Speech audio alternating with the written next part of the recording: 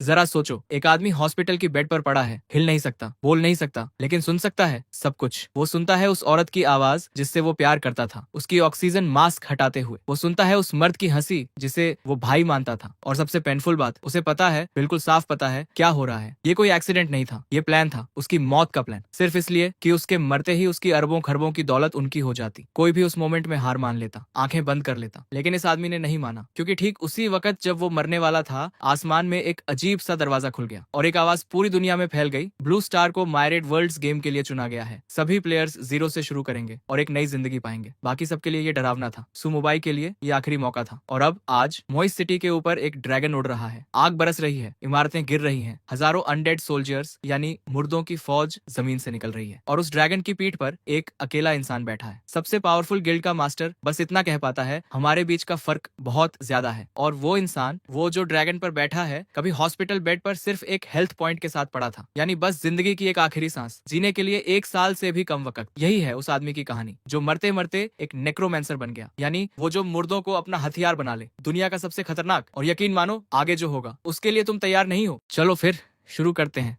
Present में वापस मुबाई अभी भी जिंदा था। उसे लगा ये ऊपर वाले का दिया हुआ आखिरी मौका है, यहाँ मरना नहीं है, हार नहीं माननी। जैसे ही टेलीपोर्टेशन की रोशनी उस दरवाजे की तरफ उड़ी, कुछ लोग डर गए, अपनी दुनिया छोड़ने से सहम गए, लेकिन कुछ लोगों ने खुले दिल से उस बदलाव का स्वागत किया, एक नई शुरुआत के लिए तैयार। और मुबई उतरा डिसेंडर के टेम्पल में। उसे एक पल में ही समझ आ गया, ये कोई सपना नहीं है, वो खड़ा हो सकता था अपने पैरों पर। फिर से सिस्टम की आवाज आई, ब्लू स्टार के प्लेयर्स का मायराइड वर्ल्ड्स गेम में स्वागत है। बॉडी डेटा स्कैन हो रहा है। गेम में एंट्री के बाद उसे डिसेंडर की आइडेंटिटी मिली, एक नाम रजिस्टर करने के लिए कहा गया। मुबाई एक पल के लिए रुका, फिर से जिंदा होना, ये फीलिंग किसी भी चीज से बड़ी थी। उसने नाम चुना, व्हाइट नाइट। रजिस्ट्रेशन सक्सेसफुल और उसकी स्टार्टिंग टैलेंट शुरू हो गई। मिरेड वर्ल्ड्स गेम में एंट्री करने वाले हर प्लेयर को उस तारों भरे आकाश के हॉल में एक टैलेंट मिलती है। टैलेंट्स को 9 कैटेगरीज में डिवाइड किया गया है, सबसे नीचे एफ और सबसे ऊपर एसएसएस। ये वो दुनिया थी जहां से मुबाई की असली स्टोरी शुरू होने वाली थी। इस दुनिया में आगे बढ़ना है तो एक पावरफुल टैलेंट का होना जरूरी है। व्हाइट नाइट बस यही उम्मीद कर सकता था कि उसकी किस्मत उसके साथ हो। और हैरानी की बात, उसकी किस्मत बिल्कुल भी बुरी नहीं निकली। उसने एस रैंक की फॉरबिडन टैलेंट प्रमोशन शुरू हुई। उसे खुद उम्मीद नहीं थी कि इतनी पावरफुल टैलेंट मिलेगी। इस टैलेंट के 3 इफेक्ट्स हैं। पहला, प्रमोशन, किसी भी चीज को बिना कोई कॉस्ट के परमानेंटली एक लेवल ऊपर किया जा सकता है। दूसरा, बेहतरी, रिसोर्सेज खर्च करके किसी चीज को परमानेंटली 2 लेवल ऊपर करता है। और तीसरा, कैटेक्लिज्म, जीवन का कुछ हिस्सा खर्च करके किसी चीज को 3 लेवल ऊपर करता है, साथ में एक स्पेशल कैटेक्लिज्म इफेक्ट भी जोड़ता है। और अच्छी बात, कैटेक्लिज्म का पहला यूज बिल्कुल फ्री है। बेसिक क्लासेस 4 मेन कैटेगरीज में आती हैं, फिजिकल, मैजिकल, डिफेंस और सपोर्ट। व्हाइट नाइट सोचने लगा, वॉरियर बनूं या मेज? लेकिन तभी सिस्टम ने उसके स्टार्टिंग एट्रीब्यूट्स चेक किए और अनाउंस किया, जरूरी शर्तें पूरी नहीं होती। कई क्लासेस एक झटके में सिलेक्शन लिस्ट से हट गई। व्हाइट नाइट कंफ्यूज हो गया, इसका मतलब क्या है? जल्दी ही सिस्टम ने रिजल्ट रिवील किया। उसके स्टार्टिंग एट्रीब्यूट्स के हिसाब से वो सिर्फ नेक्रोमैंसर क्लास चुन सकता था। सिस्टम ने ऑटोमेटिकली उसे यही क्लास दे दी, मतलब शुरू से ही उसके पास कोई चॉइस नहीं थी। फिर भी नेक्रोमैंसर होना कोई सबसे बुरी बात नहीं थी, लेकिन तभी उसे कुछ अजीब लगा। उसकी हेल्थ परमानेंटली एक एचपी पर सेट हो गई थी। ये जानकर उसे गहरा झटका लगा। सच में सिर्फ खून की एक बूंद एक ही बार उसे खत्म कर सकता था। और इससे भी बुरी बात, उसके पास बचा हुआ जीवन सिर्फ 1 साल था। उस पल व्हाइट नाइट को लगभग लगा कि एस रैंक टैलेंट का कोई मतलब ही नहीं है। फिर भी उसके पास रिस्क लेने के अलावा कोई रास्ता नहीं था। आखिर अभी अभी तो उसने प्रमोशन टैलेंट शुरू की थी, तो उसने फैसला किया अपनी क्लास को अपग्रेड करना है। नेक्रोमैंसर को 3 लेवल ऊपर करने के लिए नॉर्मली 1 लाख साल की जीवन समय चाहिए होती है, लेकिन उसके पास कैटेक्लिज्म का एक फ्री यूज अभी भी बाकी था। बिना एक पल की हिचकिचाहट के उसने अपग्रेड कंफर्म कर दिया। सिस्टम ने तुरंत उसे बधाई दी। उसने स्पेशल हिडन क्लास डेथ सोवेरेन में इवोल्यूशन कर लिया था। उसके एट्रीब्यूट ग्रोथ में बदलाव आया और अब हर लेवल पर उसे 15 फ्री एट्रीब्यूट पॉइंट्स मिलने लगे। उसने 2 नए स्किल्स भी सीखे, लाइफ लिंक और समन शक्तिवर्धन, और साथ में एक स्पेशल आइटम मिली, बुक ऑफ डेथ। उसकी हिडन क्लास में अब पावरफुल कैटेक्लिज्म ट्रेड भी आ गई थी। व्हाइट नाइट इस रिजल्ट से पूरी तरह खुश था। तभी सिस्टम ने अनाउंस किया, मिरेड वर्ल्ड्स गेम ऑफिशियली 10 सेकंड्स में शुरू होगा। सभी प्लेयर्स तैयार रहे। व्हाइट नाइट को एहसास हुआ कि उसने अपना लगभग सारा वक्त अपनी टैलेंट पर एक्सपेरिमेंट करने में लगा दिया। फिर उसे रुअन और शाओ की याद आई। उसने मन ही मन कसम खाई, एक दिन वो इन दोनों को ढूंढेगा और जो उन्होंने उसके साथ किया उसका हिसाब जरूर होगा। मिरियड वर्ल्ड्स गेम का काउंटडाउन खत्म हुआ। गेम के अंदर रूल था, हर बार जब कोई प्लेयर मरता है वो एक लेवल खोता है और अपने जीवन का 10% खो देता है। हर बार कम से कम 10 साल का नुकसान। लेकिन नोविस विलेज की प्रोटेक्शन में मौत सिर्फ लेवल लॉस करती है, जीवन नहीं घटता। ब्लू स्टार के सभी प्लेयर्स का मिरियड वर्ल्ड्स गेम में स्वागत किया गया। उन्हें डिवाइन ड्रैगन एम्पायर के नोविस विलेज नंबर 9527 में भेजा गया। सिस्टम ने आगे की यात्रा के लिए गुड लक दिया। कई लोग बेहद एक्साइटेड थे। जो दुनियाएं उन्होंने नॉवेल्स में पढ़ी थी वो आखिरकार हकीकत बन गई थी। प्लेयर्स ने जल्दी जल्दी टीम्स बनाना शुरू किया और साथ मिलकर एक्सप्लोर करने की तैयारी करने लगे। इसी बीच व्हाइट नाइट ने विलेज के गेट पर ही अपने स्किल्स टेस्ट करने का फैसला किया। उसने एक छोटा स्केलेटन समन किया। ये एफ रैंक का लेवल 1 समन था, एक कमजोर स्केलेटन जो उसके लिए लड़ता है। समन करने में 3 सेकंड्स लगते हैं, कूल डाउन 30 सेकंड्स है और 20 माना खर्च होते हैं। इसके स्टैट्स प्लेयर के स्पिरिट एट्रीब्यूट के हिसाब से बढ़ते हैं। उसके पास स्कोर्च नाम का एक एक्टिव स्किल भी था, यह भी एफ रैंक लेवल 1। ये सोल फायर छोड़ता है जो टारगेट को जलाता है और 5 सेकंड्स में 150% स्पेल पावर डैमेज देता है। रेंज 30 मीटर है, cast time 2 second, cool down 5 second और 10 माना खर्च होता है। व्हाइट नाइट थोड़ा सेटिस्फाइड था, कम से कम शुरुआत के लिए एक समन स्किल और एक अटैक स्किल तो है। इसके अलावा उसके पास लाइफ लिंक था, लेवल 1 एक्टिव स्किल। ये उसे अपने समन्ड अनडेड से कनेक्ट करता है और उसके साथ हेल्थ पॉइंट्स शेयर करने देता है। तुरंत काम करता है और कूल डाउन 10 सेकंड्स है। और समन शक्तिवर्धन यह एस रैंक पैसिव स्किल है, कोई लेवल नहीं है। ये समन टाइम को 50% कम करता है, कूल डाउन को 50% कम करता है और समन्ड क्रीचर के एट्रीब्यूट्स को 500% बढ़ाता है। व्हाइट नाइट को देखकर खुद भी हैरानी हुई, इतनी जल्दी एक ए रैंक स्किल और एक एस रैंक स्किल और लाइफ लिंक के साथ वो अपने समन के साथ हेल्थ शेयर कर सकता था, जिसका मतलब था कि उसका कम हेल्थ शायद उतनी बड़ी प्रॉब्लम ना हो। तभी कुछ अनएक्सपेक्टेड सामने आया, बुक ऑफ डेथ। ये आइटम सिर्फ डेथ सॉवरेन क्लास के लिए थी और उसकी खास ऑफ हैंड आइटम के रूप में काम करती थी। इसे ड्रॉप नहीं किया जा सकता, डैमेज नहीं होता और बेचा नहीं जा सकता। बुक का करंट लेवल 0 था। लेवल 1 पर पहुंचने के बाद इसके एट्रीब्यूट्स अनलॉक होंगे। स्पेशल इफेक्ट्स लेवल 10 पर अनलॉक होंगे। इसे एक ऐसी किताब बताया गया था जिसे सिर्फ व्हाइट नाइट ही पढ़ सकता था। एक बार जरूरी शर्तें पूरी होने के बाद वो इससे स्पेशल डेथ सोवेरेन स्किल्स सीख सकता था। चूंकि अभी इसमें कोई स्टैट्स नहीं थे, उसने सोचा ये लेवल 10 के बाद काम आएगी। फिलहाल इसकी चिंता बाद में, अभी फोकस था समन टेस्ट करने पर। उसने फिर से स्केलेटन समन किया और इस बार एक साथ 2 स्केलेटन प्रकट हुए। सिस्टम ने तुरंत इन्फॉर्म किया कैटेक्लिज्म ट्रेड एक्टिवेट हो गई है। डेथ सॉवरेन क्लास इफेक्ट की वजह से उसके सभी स्किल इफेक्ट्स डबल हो गए। हालांकि दूसरा और तीसरा क्लास इफेक्ट तब तक लॉक्ड रहेगा जब तक वो हायर लेवल पर नहीं पहुंचता। 2 स्केलेटन एक साथ प्रकट हुए थे लेकिन थे अभी भी काफी कमजोर। उसी वक्त एक दूसरे प्लेयर ने उसे देख लिया। 2 स्केलेटन्स एक साथ देखकर उसने अंदाजा लगाया इसके पास कम से कम ए रैंक टैलेंट होनी चाहिए। वो पास आया और टीम बनाने का सुझाव दिया। उसने कहा कि उसके पास भी ए रैंक टैलेंट है, साथ मिले तो बहुत तेज लेवल अप हो सकता है। लेकिन व्हाइट नाइट ने मना कर दिया। उसने साफ कहा वो अकेले लेवल अप करना पसंद करता है। फिर मुड़ा और चला गया। वो आदमी तुरंत नाराज हो गया। उसके पीछे चिल्लाया, पावरफुल समनर होने का दिखावा बंद कर, शायद खुले में घूम रही मुर्गी भी नहीं मार पाएगा। मुंबई जंगल में पहुंचा। वहां उसने देखा एक पूरी टीम एक आम मुर्गी को मारने के लिए मुश्किल में थी। टैंक अपनी क्लास चुनने पर पछता रहा था। ये मूर्ख मुर्गी बहुत ज्यादा ताकतवर है। फ्रंटलाइनर चिल्लाया, रोना बंद करो, बस मार दो इसे। मैच बड़बड़ाया, इस मुर्गी का अटैक मुझसे ज्यादा है और यही सच था। लेवल 0 प्लेयर लेवल 1 मुर्गी से कमजोर था। उनमें से एक परेशान होकर बोला, बस मैं विलेज वापस जा रहा हूँ, कोई बेहतर क्लास ढूंढूंगा जिसे ये लड़ाई पसंद हो, वो खुद निपट ले। वो मुर्गी लेवल 1 की थी, 100/100 HP, 10 attack, 5 physical defence, 5 magical defence. और व्हाइट नाइट अपने 2 छोटे स्केलेटन्स के साथ वहां से गुजरा। टीम ने तुरंत उसे देख लिया। उसके समन काफी ताकतवर दिखते हैं, इसलिए वे आपस में फुसफुसाने लगते हैं कि इसने जरूर कोई जबरदस्त टैलेंट शुरू की होगी। और सीधा जलन होने लगती है। उनमें से एक साथी जल्दी से कहता है, घूरना बंद करो, पहले इस मुर्गी को मारो। व्हाइट नाइट शांति से बोला, वो उनके मॉन्स्टर्स नहीं चुराएगा। उसकी क्लास स्किल इतनी जबरदस्त है कि एक मुर्गी को मारना उसके लिए जरूरत से ज्यादा होगा। तभी पास की झाड़ियां हिलने लगी और अचानक 2 खरगोश बाहर कूद पड़े। लाल आंखों वाले खरगोश, level 2, 150/150 HP, 15 attack, 7 physical defence, 7 magical defence. और ये जीव सीधे ऊपर उछलकर आदमी की सबसे नाजुक जगह पर वार करते हैं। व्हाइट नाइट तुरंत समझ गया, अगर इनका वार लगा तो बहुत दर्द होगा। खरगोश आगे बढ़े और स्केलेटन्स पर वार किया। 13 से 15 तक का नुकसान। व्हाइट नाइट को राहत मिली कि उसे खुद इनसे नहीं लड़ना पड़ेगा। आसपास कोई नहीं था तो उसने कुछ और स्केलेटन्स बुलाकर उनकी असली ताकत परखने का फैसला किया। उसने उन्हें पूरी ताकत से हमला करने का हुक्म दिया। स्केलेटन्स आगे बढ़े और अपनी तलवारों से लाल आंखों वाले खरगोशों पर वार किया। जल्द ही एक खरगोश गिर गया। व्हाइट नाइट को 50% का एक्स्ट्रा लेवल गैप बोनस मिला और 3 अतिरिक्त एक्सपीरियंस पॉइंट्स भी। बढ़ने की रफ्तार ठीक ठाक लग रही थी। इस स्पीड से लेवल 1 तक पहुंचने में ज्यादा वक्त नहीं लगना चाहिए। उसने अपनी सिचुएशन जांची। उसकी हेल्थ 1/1 थी, लेकिन लाइफ लिंक की बदौलत एक स्केलेटन के पास अब 400/400 HP था, दूसरे के पास 393/400। दोगुना इफेक्ट सच में काम का था। एक साथ 2 स्केलेटन से जुड़कर वो अब ऐसा नहीं था जिसे एक ही वार में खत्म किया जा सके। फिर भी वो जानता था ज्यादा ध्यान खींचना ठीक नहीं। फिलहाल बहुत सारे स्केलेटन्स बुलाने से लोगों को शक होगा, 4 काफी हैं। ये तय करके व्हाइट नाइट लेवल बढ़ाने में लग गया। 4 छोटे स्केलेटन्स को आसपास के मॉन्स्टर्स मॉन्स्टर्स से लड़ने भेज दिया। थोड़ी देर में प्लेयर्स का एक झुंड उसे देखने लगा। उन्हें लगा ये बंदा बस टहलते हुए लेवल बढ़ा रहा है, बड़ा आराम है। उनमें से एक समनर था। उसने शिकायत की कि उसके अपने समन उन स्केलेटन्स जैसे बिल्कुल नहीं है। दूसरे ने अंदाजा लगाया इसके पास एक साथ 4 समन्स को कंट्रोल करने के लिए कम से कम S रैंक टैलेंट होनी चाहिए। घुंघराले बालों वाले लड़के ने तो यहाँ तक कह दिया व्हाइट नाइट की ताकत शायद इस नोविस विलेज 9527 के टॉप के करीब है। तभी सिस्टम ने अनाउंस किया व्हाइट नाइट का लेवल बढ़ गया। उसके चारों बेस एट्रीब्यूट्स एक एक पॉइंट बढ़ गए, साथ में एक स्किल पॉइंट और 15 फ्री एट्रीब्यूट पॉइंट्स भी मिले। लेवल 1 पर पहुंचकर वो काफी संतुष्ट था। उसने अपना कैरेक्टर पैनल खोला और सोचने लगा उसके समन्स स्पिरिट के साथ बढ़ते हैं तो उसमें जरूर इन्वेस्ट करना होगा, लेकिन सिर्फ एक HP के साथ थोड़ी ज्यादा एजिलिटी किसी मुश्किल वक्त में जान बचा सकती है। सोचने के बाद उसने एजिलिटी में 4 पॉइंट्स और स्पिरिट में 11 पॉइंट्स लगाए, और चूंकि उसकी टैलेंट चीजों को बढ़ा सकती है उसने अपने स्किल्स अपग्रेड करने का फैसला किया। सिस्टम को सीधे बढ़ावा देने का हुक्म दिया। प्रमोशन कामयाब रही। F रैंक स्किल छोटा स्केलेटन बुलाना, E रैंक स्किल स्केलेटन बुलाना में अपग्रेड हो गई। F रैंक स्किल स्कोरज भी E रैंक में अपग्रेड हो गई और A rank skill lifelink S rank में बदल गई। नई E रैंक स्केलेटन बुलाना स्किल उसे एक स्केलेटन वॉरियर बुलाने देती है। 3 second cast time, 30 second cool down, 40 mana. Stats उसकी स्पिरिट से बढ़ते हैं। स्कोच अब 5 सेकंड्स में 200% स्पेल पावर डैमेज देती है। Range 30 metres, cast time 2 seconds, cool down 5 seconds, 20 mana. और उसी वक्त एक नई पैसिव स्किल सामने आई, death conscription. SS rank passive, कोई लेवल नहीं। इसके इफेक्ट्स जबरदस्त थे। समन स्किल का कास्ट टाइम 75% कम, समन का कूल डाउन 75% कम, समन क्रीचर के एट्रीब्यूट्स 100% ज्यादा और समन करने की जगह की दायरा 2 गुना। व्हाइट नाइट खुद को रोक नहीं पाया। लाइफलिंक सच में अपनी S रैंक रेटिंग का हकदार है। अपने सभी समन्स के साथ पैसिवली हेल्थ शेयर करके उसकी असरदार हेल्थ में जबरदस्त उछाल आ गया। सच में उसके पास अभी भी एक HP था, लेकिन शेयर्ड हेल्थ मिलाकर अब लगभग 9000 HP के बराबर था और डेथ कॉन्स्क्रिप्शन के साथ वो 20 स्केलेटन सोल्जर्स बुला सकता था। अब छुपने की कोई जरूरत नहीं थी। उसने प्लान बनाया अपनी पूरी समन स्पेस खोलो और तेजी से लेवल बढ़ाओ। स्किल्स अपग्रेड हो गई थी तो अपना खास हथियार अपग्रेड करने में देर क्यों? सिस्टम ने अनाउंस किया। प्रमोशन कामयाब रही। उसकी खास item book of death scripture में बदल गई। ये आइटम सिर्फ व्हाइट नाइट के लिए थी। ड्रॉप नहीं होती, डैमेज नहीं होती, बेची नहीं जा सकती। जब चाहे बुलाओ, जब चाहे हटाओ। लेवल 1 पर ये कैरेक्टर के साथ रहती है और 15 अतिरिक्त स्पेल पावर देती है। लेवल 10 पर स्पेशल इफेक्ट्स अनलॉक होंगे। फिर भी व्हाइट नाइट थोड़ा निराश था। अभी के लिए सिर्फ 15 स्पेल पावर का बोनस। उसने तय किया लेवल 10 पर फोकस करो, तब देखते हैं। और फिर असली मेहनत शुरू हुई। उसने और स्केलेटन्स आगे भेजे। आखिर जितने ज्यादा उतना मजा। इस बार निशाना था एक लोमड़ी जैसा मॉन्स्टर। व्हाइट नाइट ने अपने सभी 20 स्केलेटन्स बुलाने की कोशिश की। डेथ कॉन्स्क्रिप्शन की वजह से कूल डाउन 75% कम था। कैटेक्लिज्म ट्रेट के साथ हर स्केलेटन को बुलाने में सिर्फ 2 सेकंड लगे। स्केलेटन्स लेवल 3 के रेजर क्लॉ बिल्ली जैसे मॉन्स्टर्स का शिकार करते रहे। हर बार 50% लेवल गैप बोनस और 5 अतिरिक्त एक्सपीरियंस। व्हाइट नाइट अपने बढ़ते लेवल्स का मजा ले रहा था। जल्द ही सिस्टम ने अनाउंस किया लेवल 2। चारों एट्रीब्यूट्स एक पॉइंट बढ़े, एक अतिरिक्त स्किल पॉइंट और 15 अतिरिक्त एट्रीब्यूट पॉइंट्स भी मिले। उसने स्केलेटन्स को बस लगातार चलते रहने का हुक्म दिया। करीब आधे घंटे बाद वो एक अजीब पत्थर के पास पहुंचा जो एक पोर्टल जैसा दिख रहा था। ये पहले डंजन का दरवाजा था, धुंध का जंगल, कीमती खजाने भी थे अंदर और खतरा भी। सिस्टम ने पूछा क्या वो सच में अकेले इस डंजन को चैलेंज करना चाहता है? व्हाइट नाइट ने बिना एक पल सोचे हाँ कह दिया। आखिर उसके पीछे एक पूरी फौज चल रही थी। फिर डिफिकल्टी चुनने का ऑप्शन आया, आसान, सामान्य, कठिन, नाइटमेयर और नरक। बिना सोचे उसने नरक डिफिकल्टी चुनी और पोर्टल से अंदर चला गया। व्हाइट नाइट नरक डिफिकल्टी वाले धुंध के जंगल में दाखिल हुआ। कोहरा इतना घना था कि आगे का रास्ता मुश्किल से दिखता था। उसने अपनी फौज को आगे भेजा, रास्ता ढूंढो, मॉन्स्टर्स मारो। अच्छी बात यह थी कि एक 100 मीटर्स के दायरे के अंदर वो अपने समन्स को आजादी से कंट्रोल कर सकता था, वरना स्केलेटन्स के कोहरे में खो जाने की चिंता अलग होती। जल्द ही उसके एक स्केलेटन का सामना एक मॉन्स्टर से हुआ, एक अजीब मॉन्स्टर, एलिट लेवल 8 का जीव, 3600 से ज्यादा HP, 74 attack, 60 physical defence, 40 magical defence और उलझाने की खास क्षमता। व्हाइट नाइट की आंखें चमक उठी। आखिर एक असली टारगेट मिला। उसने तुरंत सभी को एक साथ हमला करने का हुक्म दिया। अजीब मॉन्स्टर ने उलझाव का जवाब दिया। मोटी लताएं एक स्केलेटन को जकड़ लेती हैं और उसकी बाहें फाड़ देती हैं। व्हाइट नाइट देख रहा था। एलिट मॉन्स्टर की अटैक पावर सच में मजाक नहीं है, लेकिन इतनी बड़ी संख्या का सामना वो नहीं कर सकता था। उसने सभी स्केलेटन्स को उस पर टूट पड़ने का हुक्म दिया। जल्द ही सिस्टम ने रिजल्ट अनाउंस किया। लेवल 8 के एलिट धुंध वृक्ष मॉन्स्टर को मारने पर 50% लेवल गैप बोनस के साथ 60 एक्सपीरियंस पॉइंट्स। धुंध का जंगल असल में लेवल 5 का डंजन था, लेकिन नरक डिफिकल्टी ने मॉन्स्टर्स का लेवल 3 बढ़ा दिया था और उन्हें एलिट मॉन्स्टर्स में बदल दिया था। एक्सपीरियंस की यह रफ्तार सच में जबरदस्त थी। तभी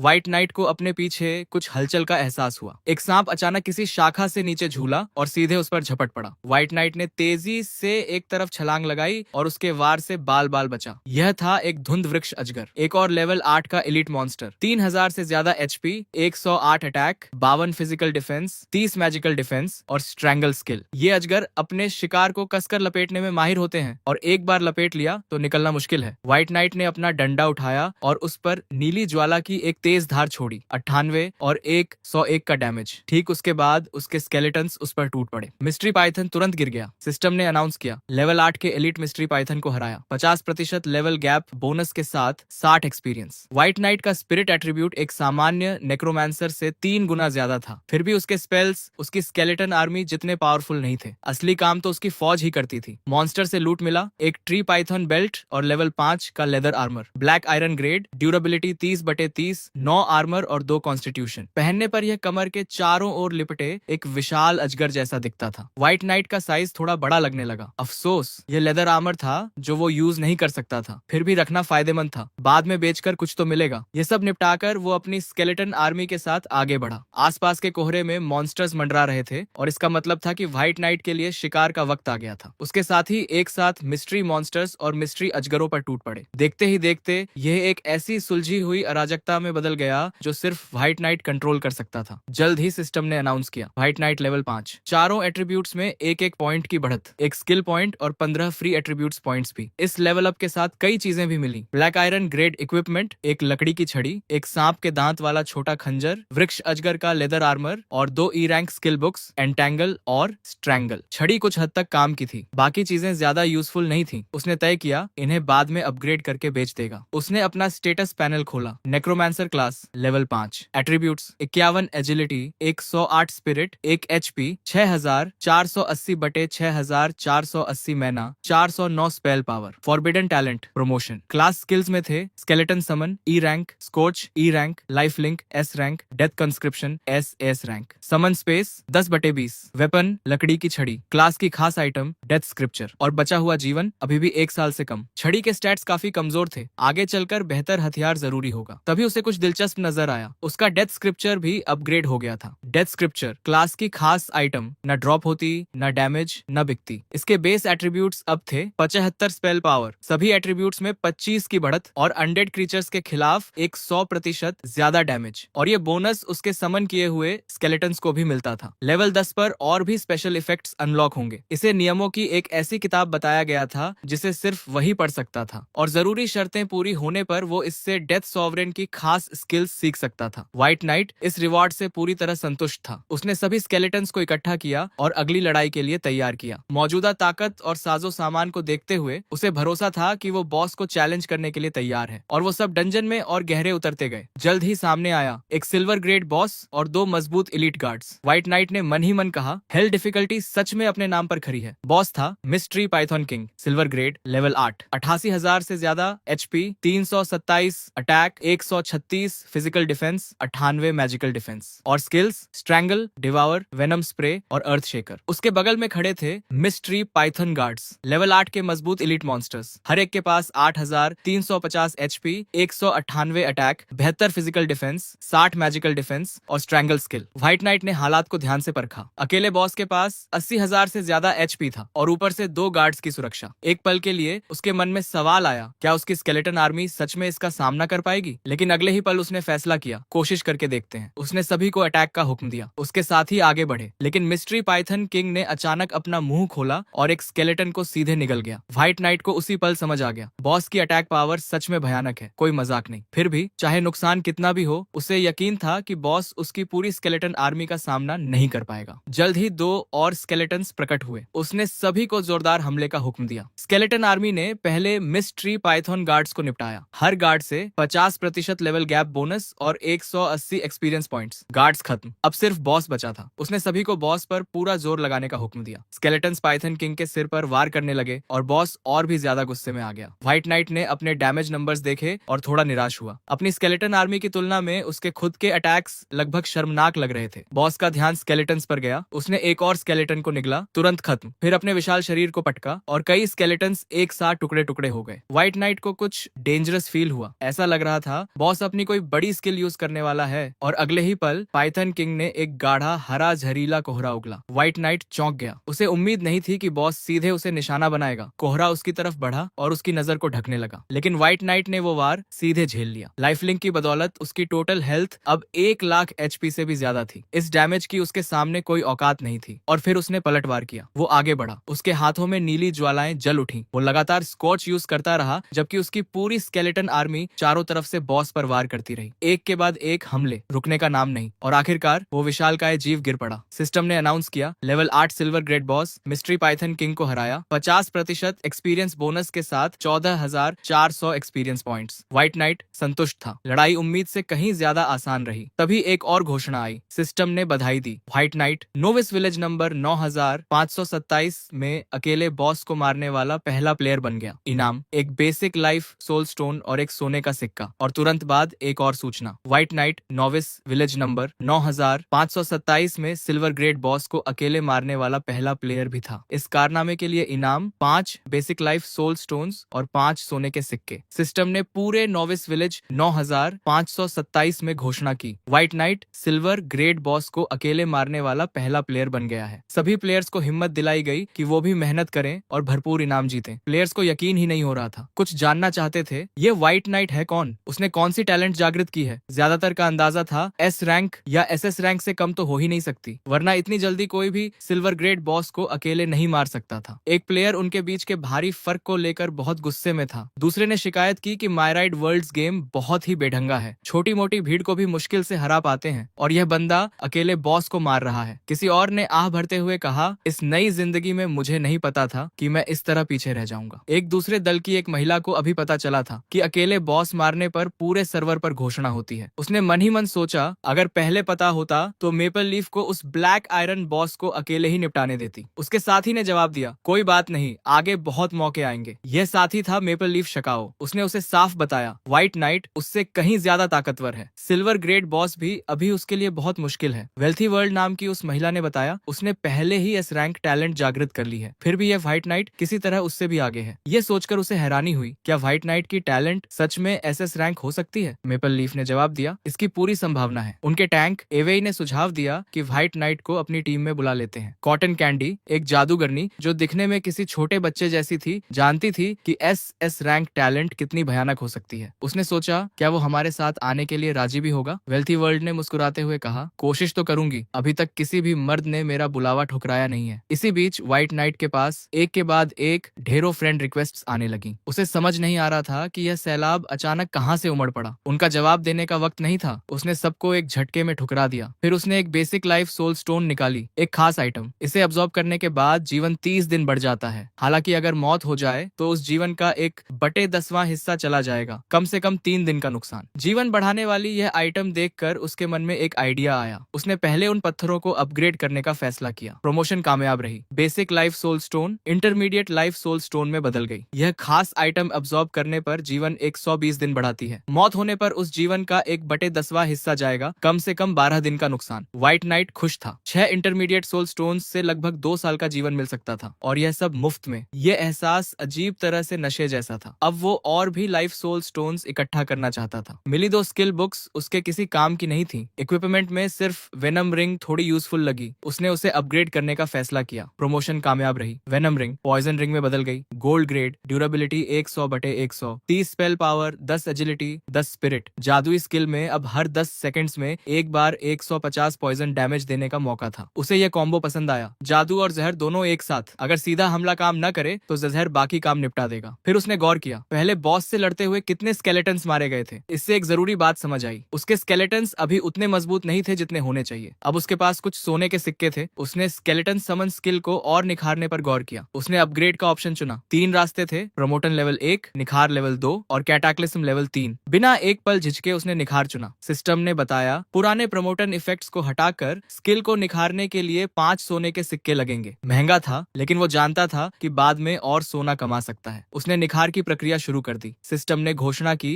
एफ रैंक स्किल छोटा स्केलेटन बुलाना सफलतापूर्वक D rank skill skeleton soldier बुलाना में बदल गई। यह D rank level 6 active skill उसे एक स्केलेटन वॉरियर या एक स्केलेटन आर्चर बुलाने देती है। Cast time 3 seconds, cool down 30 seconds, 200 mana. Stats player के स्पिरिट एट्रीब्यूट के हिसाब से बढ़ते हैं। स्केलेटन आर्चर देखकर व्हाइट नाइट बहुत खुश हुआ। उसे अचानक वो 5 सोने के सिक्के एक अच्छी लागत लगे और उसने तुरंत उन्हें बुला लिया। स्केलेटन आर्चर की stats strength 637, stamina 637, agility 637, 6000, 370 HP, 319 physical defence. Skill था double shot. E rank level 6। एक ही बार में 2 तीर चलाता है, टारगेट पर 2 बार वॉर होता है। हर तीर 90% फिजिकल डैमेज देता है, cool down 30 second. Archer class में बदलने की वजह से उसकी एजिलिटी बोनस काफी बढ़ गई थी। वहीं स्केलेटन वॉरियर की स्टैट्स स्ट्रेंथ, स्टेमिना, एजिलिटी सभी 637, 956 अटैक, 319 फिजिकल डिफेंस। स्किल था heavy strike, E rank level 6। हथियार घुमाकर एक जोरदार वार, 175% physical damage, cool down 30 seconds. Warrior class में बदलने की वजह से उसकी स्ट्रेंथ बोनस में काफी उछाल आया था। अब वो सच में कह सकता था उसके समन्स के स्टैट्स अच्छे थे। संतुष्ट होकर उसने अपने साथियों को आगे बढ़ते रहने का हुक्म दिया। वे पूरे जंगल में फैल गए। जल्द ही एक एलिट रैंक का लेवल 8 गॉब्लिन सामने आया। 2800 से ज्यादा HP, 96 attack, 58 physical defence, 45 magical defence और फेंक कर मारने की खास काबिलियत। व्हाइट नाइट ने तुरंत दूर से वार करने वाली यूनिट्स को आगे भेजा। तीर सीधे गॉब्लिन के चेहरे पर लगे। वो मॉन्स्टर पलक झपकते गिर गया। 50% एक्स्ट्रा एक्सपीरियंस बोनस के साथ 60 एक्सपीरियंस पॉइंट्स। उसने तुरंत भांप लिया। एक्सपीरियंस मिलने की रफ्तार कितनी बढ़ गई थी। अब साफ था और ज्यादा फायदे के लिए उसे ऊंचे लेवल के इलाके में जाना होगा। इसी बीच विलेज में प्लेयर्स अपनी अपनी टीम्स के लिए लोग जोड़ने में लगे थे। तभी अचानक एक आदमी उनके बीच आया। उसने घोषणा की वो हेजेमोनी गिल्ड बनाने की तैयारी कर रहा है और सबको साथ चलने का बुलावा दे रहा है ताकि मिलकर मिरियड वर्ल्ड्स गेम एक्सप्लोर कर सकें। प्लेयर्स को तुरंत अजीब लगा। ये बंदा अभी अभी गेम में आया है, कोई नाम नहीं, कोई पहचान नहीं और लोगों को अपने साथ जोड़ने चला है। उस आदमी ने शांत लहजे में बताया उसके पास बोर्न लीडर नाम की एस रैंक टैलेंट है। इस टैलेंट से वो मुफ्त में एक गिल्ड बना सकता है। गिल्ड के सदस्यों को मिलेगा 20% experience bonus, 20% monster drop bonus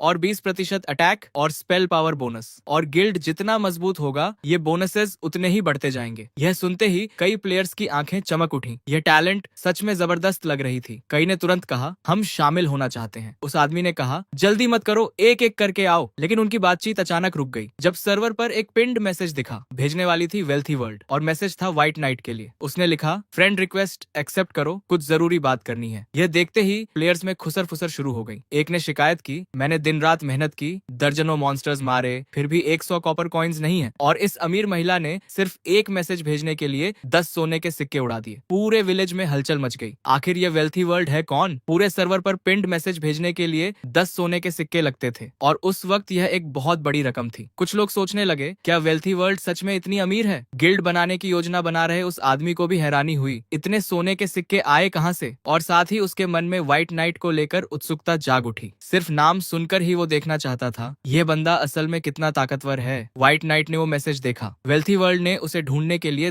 10 सोने के सिक्के खर्च किए थे। इसका मतलब उसके पास पैसों की कोई कमी नहीं। तो उसने मिलने का फैसला किया। फ्रेंड बनते ही वेल्थी वर्ल्ड ने तुरंत उसे अपनी टीम में शामिल होने का बुलावा दे दिया। उसने व्हाइट नाइट के सभी इक्विपमेंट और स्किल्स का खर्च उठाने का वादा किया और ऊपर से 100 सोने के सिक्के अभी के अभी देने की बात कही। इतनी जल्दी 100 सोने के सिक्के मिलना यह बात ही यकीन करने लायक नहीं थी। व्हाइट नाइट सोचे बिना नहीं रह सका। जब सब लोग अभी अभी नोविस विलेज से निकले हैं तो ये इतनी अमीर कैसे हो गई? उसने सीधे पूछा मैं तुम पर भरोसा क्यों करूं? उसने जवाब दिया पैसा मेरे लिए बस एक नंबर है। कॉन्ट्रैक्ट साइन करो, बाकी सब मैं देखूंगी। और अगर फिर भी यकीन न हो तो वो उसकी SSS रैंक स्पेशल टैलेंट देख सकता था, गॉडेस ऑफ वेल्थ। इस टैलेंट के 3 इफेक्ट्स थे। पहला वेल्थ ट्री, दिन में एक बार वेल्थ ट्री को हिलाकर रैंडमली 1 से 999 सोने के सिक्के मिलते हैं और कभी कभी कोई खास खजाना भी। दूसरा वेल्थ फ्लो, उसके पास मौजूद कुल पैसों में हर दिन 1% की बढ़ोतरी होती रहती है। तीसरा सिर्फ कमाई, कोई नुकसान नहीं। मरने पर भी वो कोई सोना,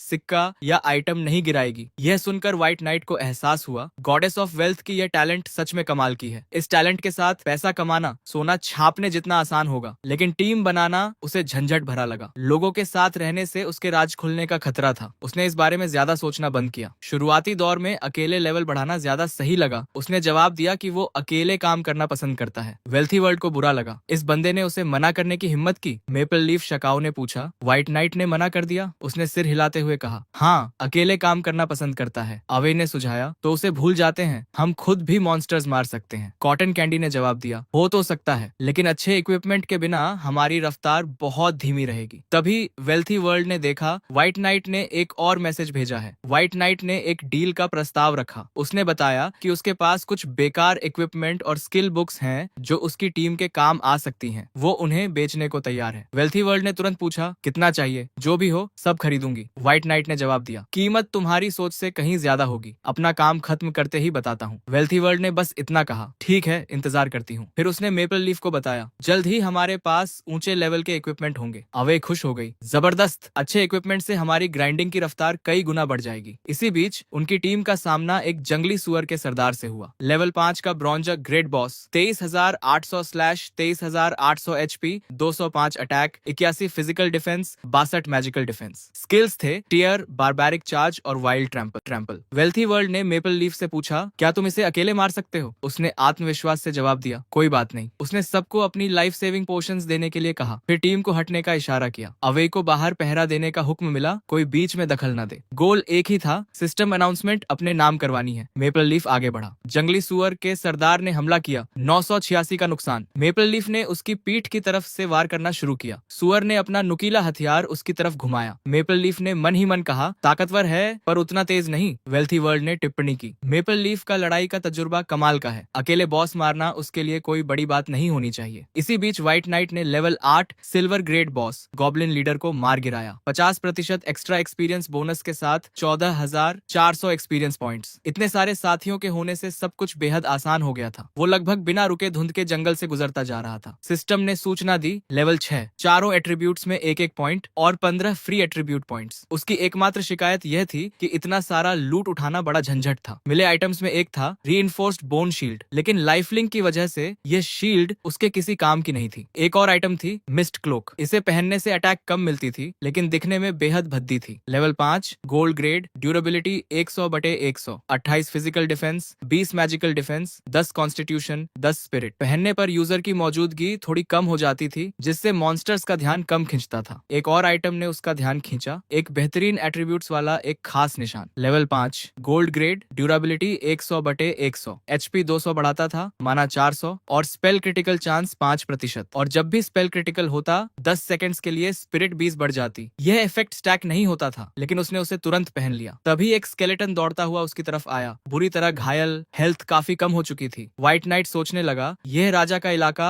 अचानक कहां से प्रकट हो गया। तभी सिस्टम से एक और सूचना आई, बड़ी संख्या में स्केलेटन सोल्जर्स के आने से गॉब्लिन किंग को दबी हुई दर्दनाक यादें याद आ गईं और एक गुप्त साजिश शुरू हो गई। गॉब्लिन किंग पागलपन की हालत में पहुंच गया था। उसकी सारी शक्तियां 50% बढ़ गईं। मिस्ट फॉरेस्ट का बाहर निकलने का रास्ता बंद हो गया था और डंजन से निकलने का एकमात्र तरीका था गॉब्लिन किंग को मारना। गुप्त साजिश पूरी करने के लिए यह काम 2 मिनट के भीतर होना जरूरी था। व्हाइट नाइट ने तुरंत और स्केलेटन्स बुलाने शुरू किए। लड़ाई की तैयारी हो गई। गॉब्लिन किंग ने गुस्से से दहाड़ लगाई, किसने मेरे इलाके में घुसने की हिम्मत की? इन सड़ी हुई हड्डियों को चूर चूर कर दूंगा। बॉस था गॉब्लिन किंग रेग्गू, एक खास पागलपन की हालत में, सारी शक्तियां 50% ज्यादा। लेवल 8 गोल्ड ग्रेड, 2,86,218 HP, 3,27,000 से ज्यादा, 843 attack, 312 physical defence, 270 magical defence. Skills thunder strike, trample, heroic leap, summon goblin warrior और बजर्क। रेग्गू की दबी हुई दर्दनाक यादों ने उसे पागलपन की कगार पर ला खड़ा किया था। सिस्टम नोट में यह भी लिखा था, अगर व्हाइट नाइट मरकर वापस आए तो भी रेग्गू उसका पीछा नहीं छोड़ेगा। व्हाइट नाइट जानता था 2 मिनट में इसे मारना आसान नहीं होगा। 3 लाख से ज्यादा HP, ये कोई मजाक नहीं था। लेकिन एक बात वो भी जानता था, इतनी बड़ी फौज के सामने गॉब्लिन किंग टिक नहीं पाएगा, तो हारने का कोई सवाल ही नहीं था। गॉब्लिन किंग सड़ती हुई हड्डियों की उस फौज की तरफ बढ़ा, गुर्राते हुए बोला, इनकी बदबू से ही उल्टी आने लगती है। व्हाइट नाइट ने माना, बॉस का डैमेज सच में भयानक था। एक सामान्य लेवल 5 का प्लेयर तो पहले ही वार में खत्म हो जाता, लेकिन बॉस की बदकिस्मती, उसका सामना व्हाइट नाइट से हुआ था। जब गॉब्लिन किंग को एहसास हुआ कि व्हाइट नाइट ने छुपकर हमला किया था, वो और भी गुस्से में आ गया। इसी बीच स्केलेटन आर्चर लगातार तीर बरसाता रहा, एक के बाद एक डैमेज। गॉब्लिन किंग ने आखिरकार आर्चर को निशाना बनाने का फैसला किया, और यही तो व्हाइट नाइट चाहता था। फिर गॉब्लिन किंग ने अपने साथियों को बुलाया, इन गंदी हड्डियों को तोड़ डालो अपने राजा के लिए। एक पोर्टल खुला और गॉब्लिन वॉरियर्स बाहर निकलने लगे। वो भी पागलपन की हालत में थे, सारे एट्रीब्यूट्स 50% ज्यादा। हर एक के पास 13,500 slash, 13,500 HP, 279 attack, 105 physical defence, 93 magical defence. Skill था पावर स्ट्राइक। व्हाइट नाइट थोड़ा हैरान था, यह लड़ाई मुश्किल होने वाली थी, ये वो पहले ही भांप चुका था। गॉब्लिन किंग व्हाइट नाइट पर खास तौर पर गुस्से में था। इस जादूगर ने धुंध के जंगल में उसके कबीले के कितने ही लोगों को पहले ही मार गिराया था, और अब राजा उसे भागने देने के मूड में बिल्कुल नहीं था। उसने दहाड़ लगाई और अपने योद्धाओं को हुक्म दिया, इन्हें और इनके साथियों को कुचल दो, एक भी जिंदा न बचे। गॉब्लिन किंग ने अपना हथियार जोर से जमीन पर पटका और एक जबरदस्त झटका चारों तरफ फैल गया। व्हाइट नाइट ने वक्त रहते एक तरफ छलांग लगाई और उस वार से बाल बाल बचा। फिर भी उसने महसूस किया, उस झटके की हवा भी कम तकलीफ देह नहीं थी। अच्छी बात यह थी कि वो अपने साथियों के साथ हेल्थ शेयर कर रहा था, इसलिए नुकसान उतना खतरनाक नहीं बना। उसने तुरंत और स्केलेटन्स बुलाए और हुक्म दिया, पहले छोटे गॉब्लिन्स को निपटाओ। स्केलेटन्स आगे बढ़े और एक के बाद एक गॉब्लिन वॉरियर्स को ढेर करने लगे। फिर उसने आर्चर स्केलेटन्स को आगे भेजा और तीरों की बारिश शुरू हो गई। गॉब्लिन किंग अपनी सेना को गिरते हुए देखता रहा, लेकिन हार मानने से उसने साफ इनकार कर दिया। उसने दहाड़ते हुए चिल्लाया, मैं फिर कभी किसी का गुलाम नहीं बनूंगा। और उसी पल गॉब्लिन किंग रेगू पूरी तरह बेकाबू हो गया। उसकी अटैक पावर 50% बढ़ गई, अटैक स्पीड 50% बढ़ गई, लेकिन फिजिकल और मैजिकल डिफेंस दोनों 50% कम हो गए। व्हाइट नाइट ने उस उग्र बॉस को एक नजर देखा और मन ही मन बोला, नौसिखिया। तभी अचानक सिस्टम की घोषणा आई। मेपल लीफ शकाओ ब्रॉन्ज ग्रेड बॉस को अकेले मारने वाला पहला प्लेयर बन गया था। व्हाइट नाइट को एहसास हुआ पहली घोषणा चोरी हो गई, लेकिन उसने इसे दिल पर नहीं लिया। एक छोटे से खिताब के लिए वो इतना बड़ा रिवॉर्ड नजरअंदाज करने वाला नहीं था। उसने तुरंत सभी स्केलेटन्स को एक साथ हमले का हुक्म दिया। उनकी भारी तादाद के सामने गॉब्लिन किंग ज्यादा देर नहीं टिक पाया। सिस्टम ने घोषणा की, level 8 gold grade boss goblin king रेगू को हराया। 50% एक्स्ट्रा एक्सपीरियंस बोनस के साथ 43,200 एक्सपीरियंस पॉइंट्स और साथ ही लेवल 7। चारों एट्रीब्यूट्स में एक एक पॉइंट, एक स्किल पॉइंट और 15 free attribute points. White knight novice village 9,527 में गोल्ड ग्रेड बॉस को अकेले मारने वाला पहला प्लेयर भी बन गया। इनाम 12 बेसिक लाइफ सोल स्टोन्स और 12 सोने के सिक्के। उसने लूट ढूंढा, लेकिन हैरानी की बात वहाँ कुछ भी नहीं था। इसी बीच पूरे कवच में लिपटे एक प्लेयर को एक ऐसा खजाना मिला जिसने उसकी उम्र बढ़ा दी। उसके साथियों ने जोर शोर से तारीफ की, तुम नोविस विलेज 9,527 के नंबर 1 हो। तभी सिस्टम की घोषणा दिखी, मेपल लीफ शाकाओ ब्रॉन्ज ग्रेड बॉस को अकेले मारने वाला पहला प्लेयर बन गया। उस कवचधारी के एक साथी ने तुरंत मुंह बनाते हुए कहा, मैपल लीफ को बस किस्मत से मिली होगी ये बात, कोई बड़ी उपलब्धि नहीं। कवचधारी ने सीना तानते हुए कहा, मैं खुद गोल्ड ग्रेड बॉस ढूंढूंगा और सबको दिखाऊंगा कि असली माहिर कौन है। और उसी पल एक और घोषणा आई। व्हाइट नाइट नोविस विलेज 9,527 में गोल्ड ग्रेड बॉस को अकेले मारने वाला पहला प्लेयर बन गया। कवचधारी की भौहें तन गईं। उसने मन ही मन सोचा, क्या व्हाइट नाइट ने कोई एसएसएस रैंक टैलेंट जागृत कर ली है, वरना ये कैसे मुमकिन है। जंगल के दूसरी तरफ मेपल लीफ शकाओ ने टिप्पणी की, व्हाइट नाइट सच में भयानक है, इसकी ताकत का कोई हिसाब नहीं। वेल्थी वर्ल्ड ने इत्मीनान से जवाब दिया, कोई बात नहीं, मिरियड वर्ल्ड्स गेम अभी शुरू ही हुआ है, अभी बहुत लंबा सफर बाकी है। मेपल लीफ ने टीम की तरफ देखा और कहा, चलो अब पहले डंजन देखते हैं। व्हाइट नाइट की बात करें तो सिस्टम ने उसे सूचना दी। उसने 2 मिनट के भीतर गॉब्लिन किंग रेगू को मार गिराया था। रेगू का बुरा सपना नाम की छुपी हुई साजिश शुरू हो गई थी और मिस्ट फॉरेस्ट डंजन की मुश्किल डिजास्टर लेवल तक पहुंच गई थी, हेल लेवल से भी कहीं ज्यादा ऊंची। अचानक गॉब्लिन किंग के मुंह से घना कोहरा निकला। व्हाइट नाइट की भौहें तन गईं। यह क्या हो रहा है। कोहरे में दृश्य दिखने लगे। गॉब्लिन्स अपनी जिंदगी जी रहे थे, हंस रहे थे, लड़ रहे थे, जिंदगी को पूरी तरह महसूस कर रहे थे। और फिर उनका वो दर्दनाक अंत आया जिसे देखकर दिल भारी हो जाए। उन्हें कैद करके जिंदा जला दिया गया था। फिर उसके बुलाए हुए साथियों में से एक उस दृश्य में दिखाई दिया। ये स्केलेटन कभी एक गॉब्लिन हुआ करता था। जब वो जिंदा था, जब उसकी भी एक पूरी दुनिया थी, तभी कुछ अजीब हुआ। गॉब्लिन किंग का शरीर तेजी से चमकने लगा और अगले ही पल वो स्केलेटन किंग रेगू में बदल गया। पागलपन की हालत में, सारे एट्रीब्यूट्स 50% ज्यादा। Level 10 dark gold grade boss, 18 lakh बटे 18 lakh HP, 4,215 attack, 780 physical defence, 675 magical defence. Skills, skeleton warrior summon, skeleton archer summon, skeleton mage summon, undead aura, thunder heavy strike, undead crush, undead leap, frenzy और death aura ring. System के मुताबिक यह जीव प्राचीन काल में जादूगरों की सबसे कामयाब रचनाओं में से एक था। स्केलेटन किंग रेगू को एहसास हो गया था, अब वो भी अनडेड बनने के भाग्य से नहीं बच सकता। उसने अपने योद्धाओं को पुकारा, उनकी आत्माएं उनके जिस्म से निकली और मिलकर उसकी तलवार बन गई। व्हाइट नाइट उस भयानक मॉन्स्टर को घूर रहा था। उसे यकीन ही नहीं हो रहा था एक नोविस विलेज में ऐसा कुछ प्रकट हो सकता है। रेगू ने आसमान में बिजली गिराई और उसके बुलाए हुए साथी एक एक करके प्रकट हुए। पहला था level 10 skeleton warrior, 60,000/60,000 HP, 780 attack, 264 physical defence, 216 magical defence. Level 10 heavy strike skill, undead aura से ताकत मिली, सारे एट्रीब्यूट्स 20% ज्यादा, एक सच्चा वीर योद्धा जो अकेले ही पूरी तबाही मचाने में सक्षम था। दूसरा था लेवल 10 स्केलेटन मेज, 24,000/24,000 HP, 840 spell power, 100 physical defence, 240 magical defence. Level 10 fire spell skill, वो भी अनडेड ऑरा से मजबूत हुआ, सारे एट्रीब्यूट्स 20% ज्यादा। तीसरा था level 10 skeleton Archer, 36,000/36,000 HP, 624 attack, 160 physical defence, 120 magical defence. Level 10 double strike skill, undead aura से ताकत मिली, सारे एट्रीब्यूट्स 20% ज्यादा। सिर्फ यही 6 बुलाए हुए साथी मिलकर उसके पूरे 20 स्केलेटन साथियों की ताकत के बराबर थे। स्केलेटन किंग साफ चाहता था उसके सारे दुश्मन उसकी अनडेड आर्मी में शामिल हो जाइए। व्हाइट नाइट का दिल डूबने लगा। दुश्मन की अटैक पावर बहुत ऊंची थी और उसे सच में समझ नहीं आ रहा था कि इस लड़ाई को जीतेगा कैसे। तभी सिस्टम ने चेतावनी दी। छुपी हुई साजिश, रेगू का बुरा सपना बाकायदा शुरू हो गई थी और नोविस विलेज की सुरक्षा अब खत्म हो चुकी थी। अगर मौत हो जाए, उम्र का 10% चला जाएगा, कम से कम 10 साल का नुकसान। यह सुनते ही उसका दिल लगभग रुक गया। चाहे सारे लाइफ सोल स्टोन्स भी सोख ले, एक भी कमी पूरी नहीं होगी। एक पल के लिए उसे सच में डर लगा, क्या मायरियड वर्ल्ड्स में उसका सफर यहीं खत्म हो जाएगा। तभी स्केलेटन किंग रेगू ने थंडर हेवी स्ट्राइक से हमला किया और एक ही झटके में कई साथी ढेर हो गए। व्हाइट नाइट भी उस हमले की चपेट में आ गया। दांत भींचते हुए उसने आर्चर स्केलेटन्स को हुक्म दिया, उन बदमाशों पर पूरा जोर लगाओ, एक भी न बचे। फिर उसे एहसास हुआ उसकी मौजूदा ताकत से वो सिर्फ 20 स्केलेटन वॉरियर्स ही बुला सकता था और ये काफी नहीं था। दुश्मन की डिफेंस बहुत ऊंची थी। स्किल को अगले लेवल तक अपग्रेड करना जरूरी था और अभी इसी वक्त अब कोई सुरक्षित रास्ता नहीं बचा था। उसने सब कुछ दांव पर लगाने का फैसला किया। पहले सोल स्टोन्स सोखो और देखो कि कैटेक्लिज्म प्रमोशन से उम्र का कितना नुकसान होगा। उसने कई बीच के दर्जे के लाइफ सोल स्टोन्स सफलतापूर्वक सोख लिए। उसकी उम्र 6 साल हो गई। सिस्टम ने बताया स्किल के ऊंचे रैंक पर पहुंचने के बाद 3 रास्ते खुलेंगे, skeleton warrior summon, skeleton archer समन और स्केलेटन मैथ समन। उसे चुनना होगा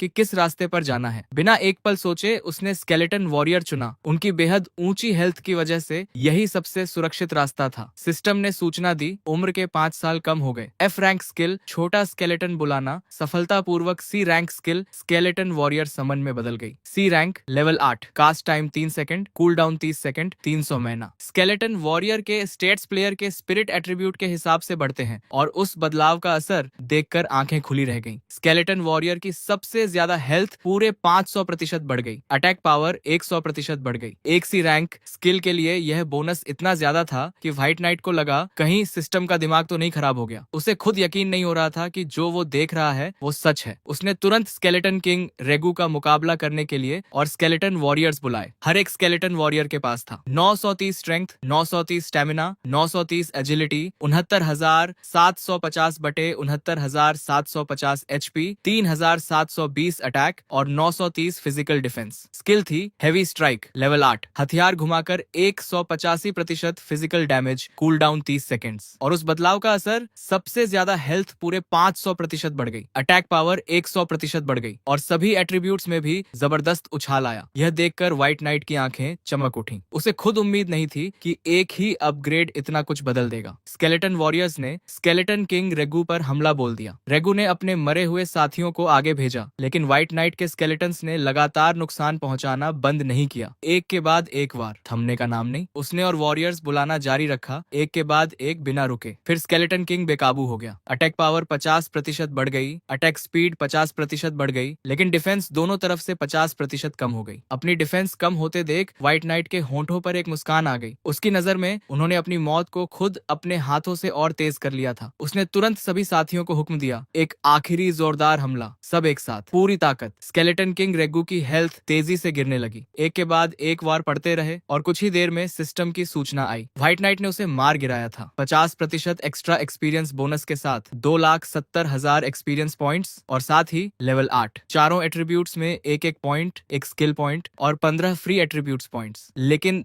2,70,000 एक्सपीरियंस के साथ वो जानता था कि यह यहीं नहीं रुकेगा और सच में नहीं रुका। सिस्टम ने जल्द ही घोषणा की, लेवल 9। एक और सूचना आई। वो नोविस विलेज 9,527 में डार्क गोल्ड ग्रेट बॉस को अकेले मारने वाला पहला प्लेयर बन गया था। इनाम 40 बीच के दर्जे के लाइफ सोल स्टोन्स और 60 सोने के सिक्के। और यह खबर पूरे गांव में अनाउंसमेंट के जरिए सुनाई गई। फिर एक और सिस्टम मैसेज आया, नोविस विलेज 9,527 में मिस्ट फॉरेस्ट को पहली बार पार करने की बधाई। इनाम 5 रैंडम लेवल, एक एट्रीब्यूट जेम्स और 5 सोने के सिक्के। इस बार के कैटाक्लिस्म अपग्रेड की वजह से उसकी उम्र के 13 साल से ज्यादा जा चुके थे, लेकिन रिवॉर्ड्स एक के बाद एक आते जा रहे थे। रुकने का नाम नहीं था। चूंकि उसने हेल लेवल मिस्ट फॉरेस्ट भी पहली बार पार किया था, उसे मिले 20 बीच के दर्जे के लाइफ सोल स्टोन्स और 20 सोने के सिक्के। फिर भी व्हाइट नाइट थोड़ा नाराज था। तकनीकी तौर पर उसने हेल लेवल नहीं, डिजास्टर लेवल डंजन पार किया था और रिवॉर्ड हेल लेवल का मिला। ये थोड़ी नाइंसाफी थी और उसे सच में थोड़ा बुरा लगा। मिस्ट फॉरेस्ट के प्रवेश द्वार पर कवच पहना वो आदमी अभी भी प्लेयर्स को अपने साथ जोड़ने में लगा हुआ था। पास के कई लोगों ने उसके दल में शामिल होने में दिलचस्पी दिखाई। उसकी टैलेंट का नाम सुनते ही लोग खिंचे चले आ रहे थे। जल्द ही सबका ध्यान जंगल से बाहर निकल रहे एक दूसरे दल पर गया। सभी पूरी तरह से अच्छे इक्विपमेंट में थे, जैसे किसी ने पैसे की परवाह ही न की हो। चूंकि दल की अगुवाई वेल्थी वर्ल्ड कर रही थी, यह नजारा कोई बड़ी हैरानी की बात नहीं थी। सभी जानते थे कि उसके सामान की कीमत बहुत ऊंची होगी, फिर भी लोग सोचे बिना नहीं रह सके, ये है कितनी अमीर आखिर। वो भर्ती वाला आदमी उनके पास आया और बोला, आपकी टीम के बारे में सुना है। वेल्थी वर्ल्ड के दल ने विनम्रता से जवाब दिया, हम तो गिल्ड मास्टर होंगू के सामने कुछ भी नहीं है। यह सुनकर होंगू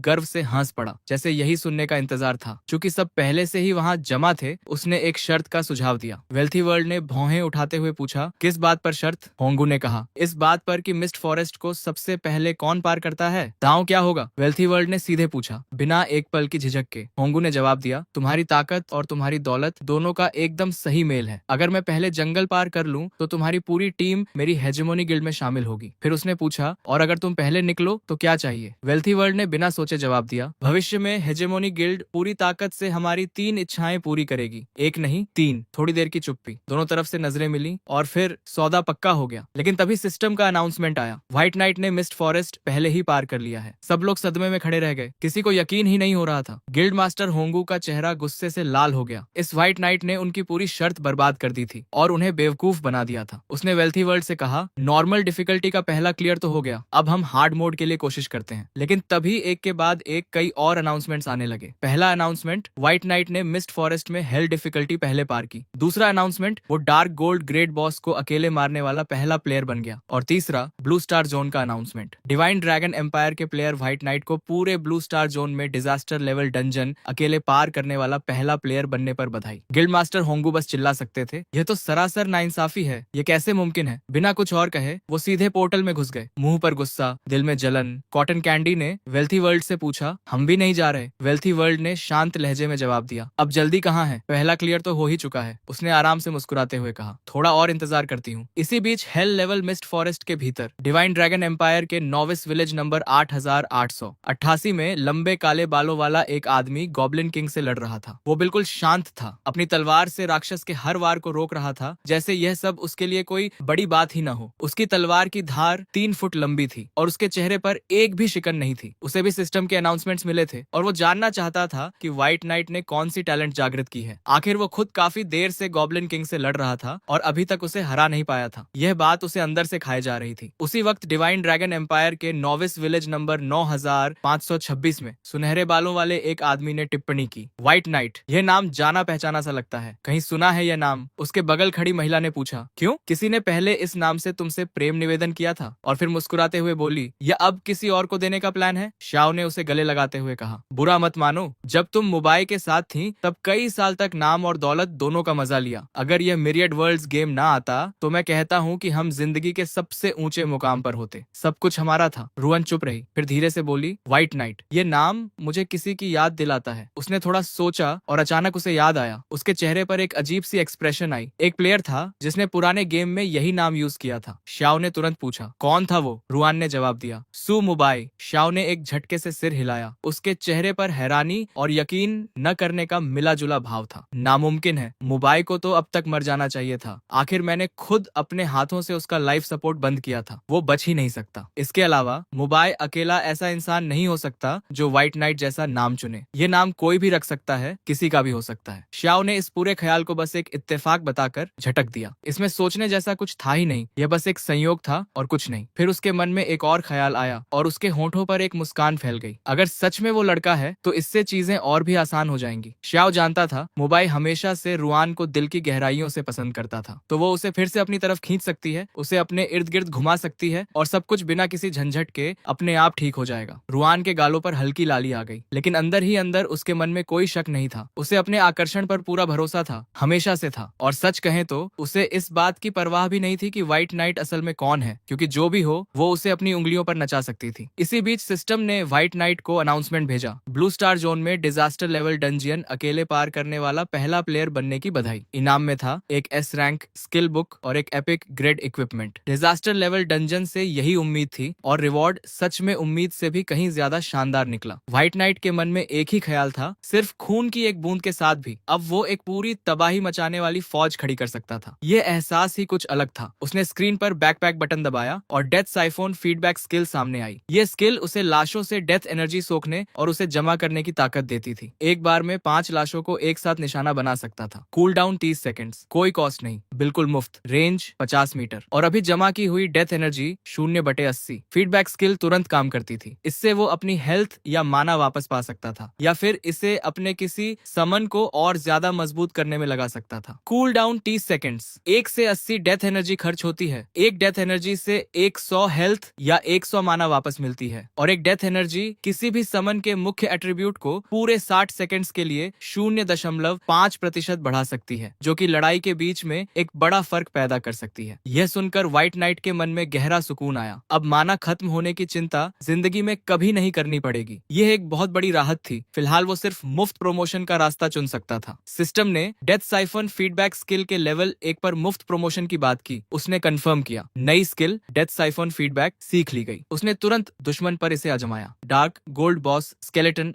किंग रेगू की लाश से 320 डेथ एनर्जी सफलतापूर्वक सोख ली, एक ही बार में, बिना किसी रुकावट के। लेकिन सिस्टम ने तुरंत सूचना दी, जमा की हुई डेथ एनर्जी अपनी हद तक पहुंच गई है और ज्यादा सोखनी है तो पहले कुछ खर्च करनी होगी, वरना जगह नहीं है। व्हाइट नाइट को इतनी बड़ी मात्रा की बिल्कुल उम्मीद नहीं थी। उसने अंदाजा लगाया बॉस असल में एक अनडेड जीव था, इसीलिए उसके अंदर डेथ एनर्जी इतनी ज्यादा भरी हुई थी। ये तो एक बोनस था जिसकी उसने सोच भी नहीं की थी। फिर उसे एक और आइटम मिली, whisperer of the dead robe, एक बेहद ऊंचे दर्जे का कवच जो देखने में ही रोंगटे खड़े कर दे। लेवल 10 से लेवल 60 तक काम करता है। प्लेयर के लेवल के साथ साथ खुद भी बढ़ता जाता है, पीछे नहीं छूटता। हर 5 लेवल पर अपग्रेड होता है और लेवल 60 पर अपने सबसे ऊंचे दर्जे पर पहुंचता है। Epic grade item. White night के मन में एक ख्याल कौंधा, शायद ये पूरे ब्लू स्टार जोन में पहला एपिक ग्रेड इक्विपमेंट हो, लेकिन अफसोस इसकी अभी जांच होना बाकी थी और जांच का खर्च कभी सस्ता नहीं होता, ये वो जानता था। फिलहाल उसने इसे संभाल कर अपने पास रख लिया, सही वक्त आने पर देखा जाएगा। तभी उसे कुछ याद आया। वो स्केलेटन किंग रेगू की बाकी बची लाश की तरफ मुड़ा और ध्यान से खंगाला। और क्या गिरा है ये देखा। उसकी प्लान थी सब कुछ पैक करके वेल्थी वर्ल्ड को भेज देगा। आखिर उसने इस बॉस को टेक्निकली 2 बार मारा था, तो कुछ अच्छा तो मिलना ही चाहिए था, है ना। और फिर लूट का एक बड़ा धमाका हुआ, जैसे किसी ने तिजोरी खोल दी हो। 10 सोने के सिक्के, 38 चांदी के सिक्के, 1 + 10 attribute gem, 1 + 3 critical gem, 5 gold grade equipment और एक dark gold grade item, necklace of the dead, shadow boots, भारी हड्डी का कवच और एक विशाल हड्डी की तलवार जो देखने में ही खौफ पैदा करे। इसके अलावा कई सी रैंक स्किल बुक्स भी मिली, समन स्केलेटन चैंपियन, समन स्केलेटन आर्चर और समन स्केलेटन मैच, और बी रैंक स्किल बुक्स भी, ऑनरा ऑफ द डेड और थंडर हैवी स्ट्राइक। हर एक आइटम देखकर उसकी आंखें चमकती जा रही थी। साथ में कई डार्क गोल्ड ग्रेड चीजें भी गिरी, 10 death energy bones, 10 soul remnants और हेल्स क्रिस्टल बॉल। तभी सिस्टम ने पूछा, चूंकि उसके पास पहले से ही 3 स्किल बुक्स थी, समन स्केलेटन चैंपियन, समन स्केलेटन आर्चर और समन स्केलेटन मेज, तो क्या वो इन तीनों को मिलाकर एक नई और ज्यादा ताकतवर स्किल बनाना चाहेगा। नाम होगा समन एडवांस्ड स्केलेटन। व्हाइट नाइट को यह भी नहीं पता था कि स्किल बुक्स को इस तरह आपस में मिलाया जा सकता है। ये जानकर उसे हैरानी भी हुई और खुशी भी। उसने बिना देर किए उन्हें मिलाया और नई स्किल सीख ली, समन एडवांस्ड स्केलेटन, सी रैंक, लेवल 1। इस स्किल से वो अपने लिए लड़ने हेतु एक स्केलेटन चैंपियन, स्केलेटन आर्चर या स्केलेटन मेज बुला सकता था, तीनों में से जो चाहे। Cast time 3 seconds, cool down 30 seconds, 300 mana. इस स्किल के कुछ खास गुण भी थे जो इसे और भी दमदार बनाते थे। पहला गुण, स्केलेटन चैंपियन की सबसे ज्यादा हेल्थ पूरे 500% बढ़ जाती है और अटैक 100% बढ़ जाता है, यानी एक ही समन में एक पूरी आर्मी जितनी ताकत। दूसरा और तीसरा गुण अभी लॉक्ड थे और ये देखकर उसके मन में जानने की तड़प और बढ़ गई। व्हाइट नाइट ने अंदाजा लगाया ये दोनों लॉक्ड गुण स्केलेटन आर्चर और स्केलेटन मैच के लिए होंगे, मतलब इन्हें अनलॉक करने के लिए स्किल को एक और प्रमोशन की जरूरत होगी और वो वक्त भी जरूर आएगा। सिस्टम ने उससे समन एडवांस स्केलेटन के लिए प्रमोशन लेवल चुनने को कहा। 3 रास्ते थे और तीनों ही अपनी जगह दिलचस्प थे। पहला, सीधी प्रमोशन, कोई कॉस्ट नहीं, कोई झंझट नहीं, बी रैंक स्किल में बदलेगी। दूसरा, निखार, 10,000 सोने के सिक्के खर्च होंगे, बड़ी रकम लेकिन बड़ा फायदा। ए रैंक स्किल में बदलेगी, समन एलीट स्केलेटन। तीसरा, कैटेक्लिज्म, 1000 साल की उम्र खर्च होगी, ये सुनकर ही रूह कांप जाए। एस रैंक स्किल में बदलेगी, समन स्केलेटन आर्मी। व्हाइट नाइट ने एक पल सोचा और सीधी प्रमोशन चुनी। अभी के लिए यही सबसे सही रास्ता था। बस इसी तरह उसकी C rank summon advanced skeleton skill B rank level 1 पर पहुंच गई। एक और कदम आगे, तभी अचानक एक नीला गोला हवा में प्रकट हुआ, चमकता हुआ, अजीब और अनजाना, जैसे किसी दूसरी दुनिया से आया हो। व्हाइट नाइट की भौहें तन गईं और वो चौकन्ना हो गया। ये क्या है? ये अचानक कहां से आ गया? सिस्टम ने पूछा, क्या वो हेल्स लेगेसी क्वेस्ट स्वीकार करना चाहता है? ये एपिक ग्रेड का क्वेस्ट था और मुश्किल बेहद ज्यादा, इतनी ज्यादा कि सिस्टम ने खुद साफ चेतावनी दी, सोच समझकर फैसला करो, जल्दबाजी मत करो। अगर वो मान लेता तो हेल्स क्रिस्टल बॉल की सील का एक हिस्सा खुल जाता और यह गोला कुछ वक्त के लिए उसका इक्विपमेंट बन जाता। अगर मना करता तो यह गोला शून्य को चीर कर किसी और की तलाश में निकल जाता, किसी और के पास पहुंच जाता। व्हाइट नाइट ने सोचा, क्या यह किसी छुपी हुई साजिश का इनाम है? और उसके मन में एक और सवाल उठा जो उसे रोक नहीं पाया, क्या इस क्वेस्ट आइटम को भी अपग्रेड किया जा सकता है? उसे जानना था और जानना था। अभी उसने कोशिश की। सिस्टम ने पूछा, क्या क्या वो डिलन्स ग्रीफ स्वीकार करना चाहता है? ये मिथिकल लेवल का क्वेस्ट था और मुश्किल मुश्किल किसी की सोच से भी परे बताई गई थी। सिस्टम ने एक बार फिर चेतावनी दी, बहुत सोच समझकर फैसला करो, ये मामूली बात नहीं है। अगर वो मान लेता तो डायलेंस क्रिस्टल बॉल की सील थोड़ी सी खुल जाती और ये कुछ वक्त के लिए उसका इक्विपमेंट बन जाता, उसकी ताकत का हिस्सा। अगर मना करता तो ये भी शून्य को चीर कर किसी और की तलाश में निकल जाता, हमेशा के लिए। व्हाइट नाइट के सामने दो रास्ते थे, दोनों ही भारी, दोनों ही ऐसे जो जिंदगी बदल सकते थे, और दोनों में से एक चुनना था। अभी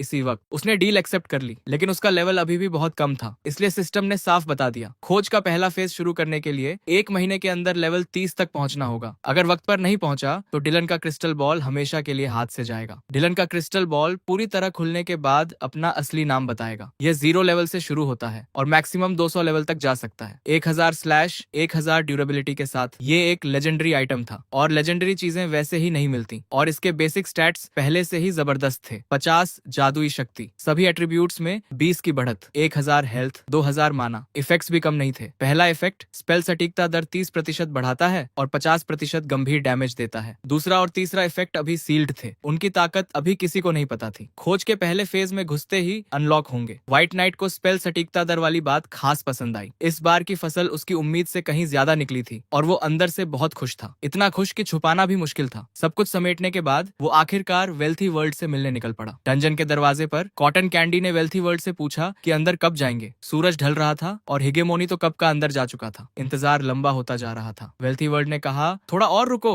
तभी व्हाइट नाइट बाहर निकला और उसने फौरन उसे देखकर बात की। व्हाइट नाइट हैरान था, ये लोग सच में उसका इंतजार कर रहे थे। उसने पूछा, सामान लाए हो? और यह भी पूछा, ट्रेड के लिए जगह बदलनी होगी क्या? जवाब आया, कोई जरूरत नहीं, यही हो जाएगा। और फिर उसने अपने स्केलेटन्स बुला लिए। आसपास खड़े सब लोग एक पल में पीछे हट गए, कोई आगे बढ़ने की हिम्मत नहीं कर रहा था। वेल्थी वर्ल्ड ने कहा, यार इसकी ताकत सच में डरावनी है। उसके मन में पहले से पक्का था ये SSS रैंक का टैलेंटेड प्लेयर होगा, कोई शक नहीं। व्हाइट नाइट ने उससे कहा, तुम्हारी टैलेंट ऐसी है जिससे लोग सच में जलेंगे। फिर बोला, तुम्हारे पास ढेर सारा सामान है, सच में अकेले खा लोगी सब? उसने कॉन्फिडेंटली कहा, कोई प्रॉब्लम नहीं। फिर उसने सारा सामान बाहर निकाल दिया और सब देखते रह गए, आंखें फटी की फटी। कॉटन कैंडी बहुत खुश थी, ढेर सारी स्किल बुक्स थी और बढ़िया भी। कुछ के बारे में तो उसने कभी सुना भी नहीं था। आवे इतने सारे इक्विपमेंट देखकर अंदर से झूम उठी। वेल्थी वर्ल्ड ने सीधे कहा, प्राइस बताओ, सब ले लूंगी। व्हाइट नाइट ने जवाब दिया, black iron grade equipment 5 silver, bronze grade 20 silver, अच्छी स्किल बुक्स 20 गोल्ड। उसे कोई एतराज नहीं था, फौरन सिक्के फेंक दिए। उसने ले लिए। फिर उसने कहा, अब असली अच्छा माल निकालो। उसने शांत लहजे में कहा, वो भी है। और एक बार फिर सब कुछ बाहर आ गया। Gold grade equipment, C rank skill book और कई और हाई क्वालिटी चीजें। देखने वाले दंग रह गए, ये आदमी लाया क्या क्या है? व्हाइट नाइट बोला, लगता है पैसे कम पड़ जाएंगे। वेल्थी वर्ल्ड ने माना, हाँ अभी सब नहीं खरीद सकते। तो उसने कहा, पहले सामान दे देता हूँ, बाकी का पेमेंट कल कर देना। भागने की चिंता नहीं, सिस्टम ट्रेड कॉन्ट्रैक्ट साइन हो जाएगा। वो इतना सीधा था तो वेल्थी वर्ल्ड ने भी दिखावा छोड़ दिया और पूछा, टोटल कितना बताओ, सीधे बात करो। व्हाइट नाइट ने कहा, बाकी सब पर बात हो सकती है, लेकिन इस हाथ में जो स्किल बुक है ये अकेले 500 गोल्ड के बराबर है। ये रिवाइवल स्किल बुक थी, C रैंक, कोई लेवल रिक्वायरमेंट नहीं, एक्टिव स्किल। यह यूजर को बैटल के बाहर किसी भी टारगेट प्लेयर को रिवाइव करने देती है और उसकी डेथ पेनल्टी 50% तक कम कर देती है। Cast range 50 metre, cast time 5 seconds, cool down 60 seconds, 300 mana खर्च, और सिर्फ प्रीस्ट क्लास वाला ही सीख सकता था। कॉटन कैंडी ये देखकर बहुत खुश हो गई, ये तो उसे चाहिए ही था। वेल्थी वर्ल्ड डील के लिए राजी हो गया, कल बाकी गोल्ड देने का वादा किया। व्हाइट नाइट को याद आया, वेल्थ गॉड की टैलेंट का पहला इफेक्ट ये था कि यूजर दिन में एक बार वेल्थ ट्री हिला सकता है और उससे रैंडमली 1 से 999 गोल्ड मिलते हैं। कल 500 गोल्ड देने का उसका कॉन्फिडेंस उसी टैलेंट के दूसरे और तीसरे इफेक्ट से आया होगा। उसे यह भी याद आया, ब्रॉन्ज ग्रेड बॉस को पहली बार मारने पर 2 लाइफ सोल स्टोन्स मिले थे, इसलिए उसने पूछा, एक और डील करनी है? उसने गारंटी दी, मिस्टी फॉरेस्ट को नाइटमेयर डिफिकल्टी में पहली बार क्लियर करेंगे और हेल डिफिकल्टी के लिए जरूरी ताकत भी हासिल होगी, लेकिन उसकी एक शर्त थी, मिस्टी फॉरेस्ट को पहली बार क्लियर करने पर मिलने वाले लाइफ सोल स्टोन्स और उनके पास जो पहले से हैं वो सब उसे चाहिए। वेल्थी वर्ल्ड और मेपल लीफ शाओश ने एक दूसरे को देखा, एक पल का सन्नाटा, फिर दोनों तैयार हो गए। डंजियन के अंदर बाकी सब मॉन्स्टर्स से लड़ रहे थे, खून पसीना एक हो रहा था और व्हाइट नाइट आराम कर रहा था। उसे बस नोटिफिकेशंस आती रहती थी, कितने मॉन्स्टर्स मारे गए, कितना XP मिला, बस एक बूंद ब्लड था। फिर भी जिंदगी मजेदार थी और लेवलिंग की रफ्तार जरा भी धीमी नहीं हुई थी। सिस्टम ने बताया, लेवल 9 पर पहुंच गए, एक एट्रीब्यूट, एक स्किल पॉइंट और 15 फ्री एट्रीब्यूट पॉइंट्स मिले। उसी वक्त उसके दिमाग में आया, अप्राइजर गया कहाँ? वो इतनी दूर सिर्फ इसीलिए आया था, उसे ढूंढने के लिए और अपने इक्विपमेंट की पहचान करवाने के लिए, लेकिन उसका कहीं नामो निशान नहीं था। समझ नहीं आया, एक माहिर अप्रेजर को पेंटिंग से इतना लगाव क्यों? दुकान में बैठकर काम करने की बजाय मैदानों में जाकर स्केचेस बनाने लगता है, ये भी कोई बात हुई? तभी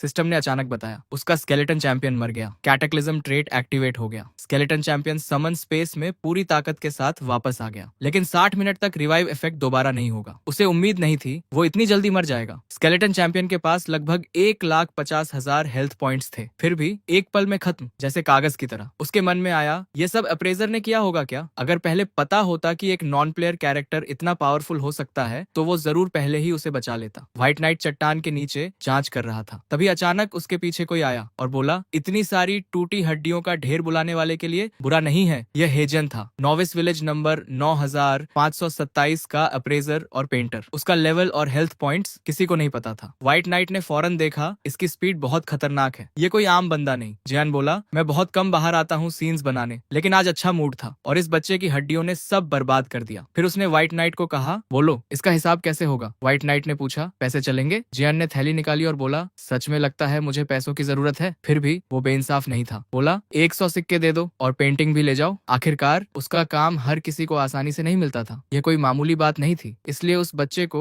सच में दिल से शुक्रगुजार होना चाहिए था। व्हाइट नाइट ने पेंटिंग खोली और मन ही मन सोचा। एक पल रुका, फिर सोचा, शायद 3 साल का बच्चा भी इससे बेहतर चित्र बना सकता है। जियान ने उसके चेहरे के भाव देखे, एक पल भी नहीं लगा उसके चारों तरफ एक खतरनाक ऑरा फैल गई। हवा में कुछ बदल गया था, जैसे तूफान आने से पहले सन्नाटा होता है। व्हाइट नाइट ने फौरन सफाई दी, नहीं नहीं, गलतफहमी हुई है, रुको सुनो। उसने समझाया, वो बस पहले मन शांत करना चाहता था और हाथ धोना चाहता था, ताकि जियान की पेंटिंग में डाली गई बारीकियों को ठीक से पूरे ध्यान से समझ सके। बस इतनी सी बात थी। यह सुनकर जियान का मूड थोड़ा ठीक हुआ। उसने कहा, बच्चा उतना बुरा भी नहीं है, ठीक है। और चूंकि वो अच्छे मूड में था, उसने पूछा, क्या व्हाइट नाइट के पास कुछ है जिसकी जांच करवानी हो? अगर है तो वो मुफ्त में कर देगा। आज का दिन उसके लिए अच्छा था। व्हाइट नाइट ने फौरन शुक्रिया कहा, मौका मिला था और ऐसे मौके बार बार नहीं आते। जियान ने इक्विपमेंट को ध्यान से देखा और बोला, ताकत बुरी नहीं है, किस्मत भी काफी अच्छी है, इस लड़के के पास है कुछ। फिर उसने धीरे से बुदबुदाया, 100 सिक्कों में 4 चीजों की जांच। इस बार सच में बड़ा नुकसान हो गया, बहुत बड़ा। जियान ने एक मंत्र पढ़ा और इक्विपमेंट की पूरी जानकारी एक एक करके सामने आ गई। पहली चीज थी shadow boots, plate armour, level 10, dark gold grade, durability 200/200, जरूरत थी 80 स्ट्रेंथ और 50 कॉन्स्टिट्यूशन की। स्टैट्स में थे 75 physical defence, 50 magic defence, 800 health, 20 strength, 20 constitution, 10 agility और 10% मूवमेंट स्पीड। इससे जुड़ी स्किल थी शैडो स्टेप, पहनने वाला परछाई में गायब हो सकता था। मूवमेंट स्पीड 60% बढ़ जाती, डैमेज 10% कम होता, इफेक्ट 30 सेकंड तक रहता, कूल डाउन 10 मिनट, और अगर इसे पहना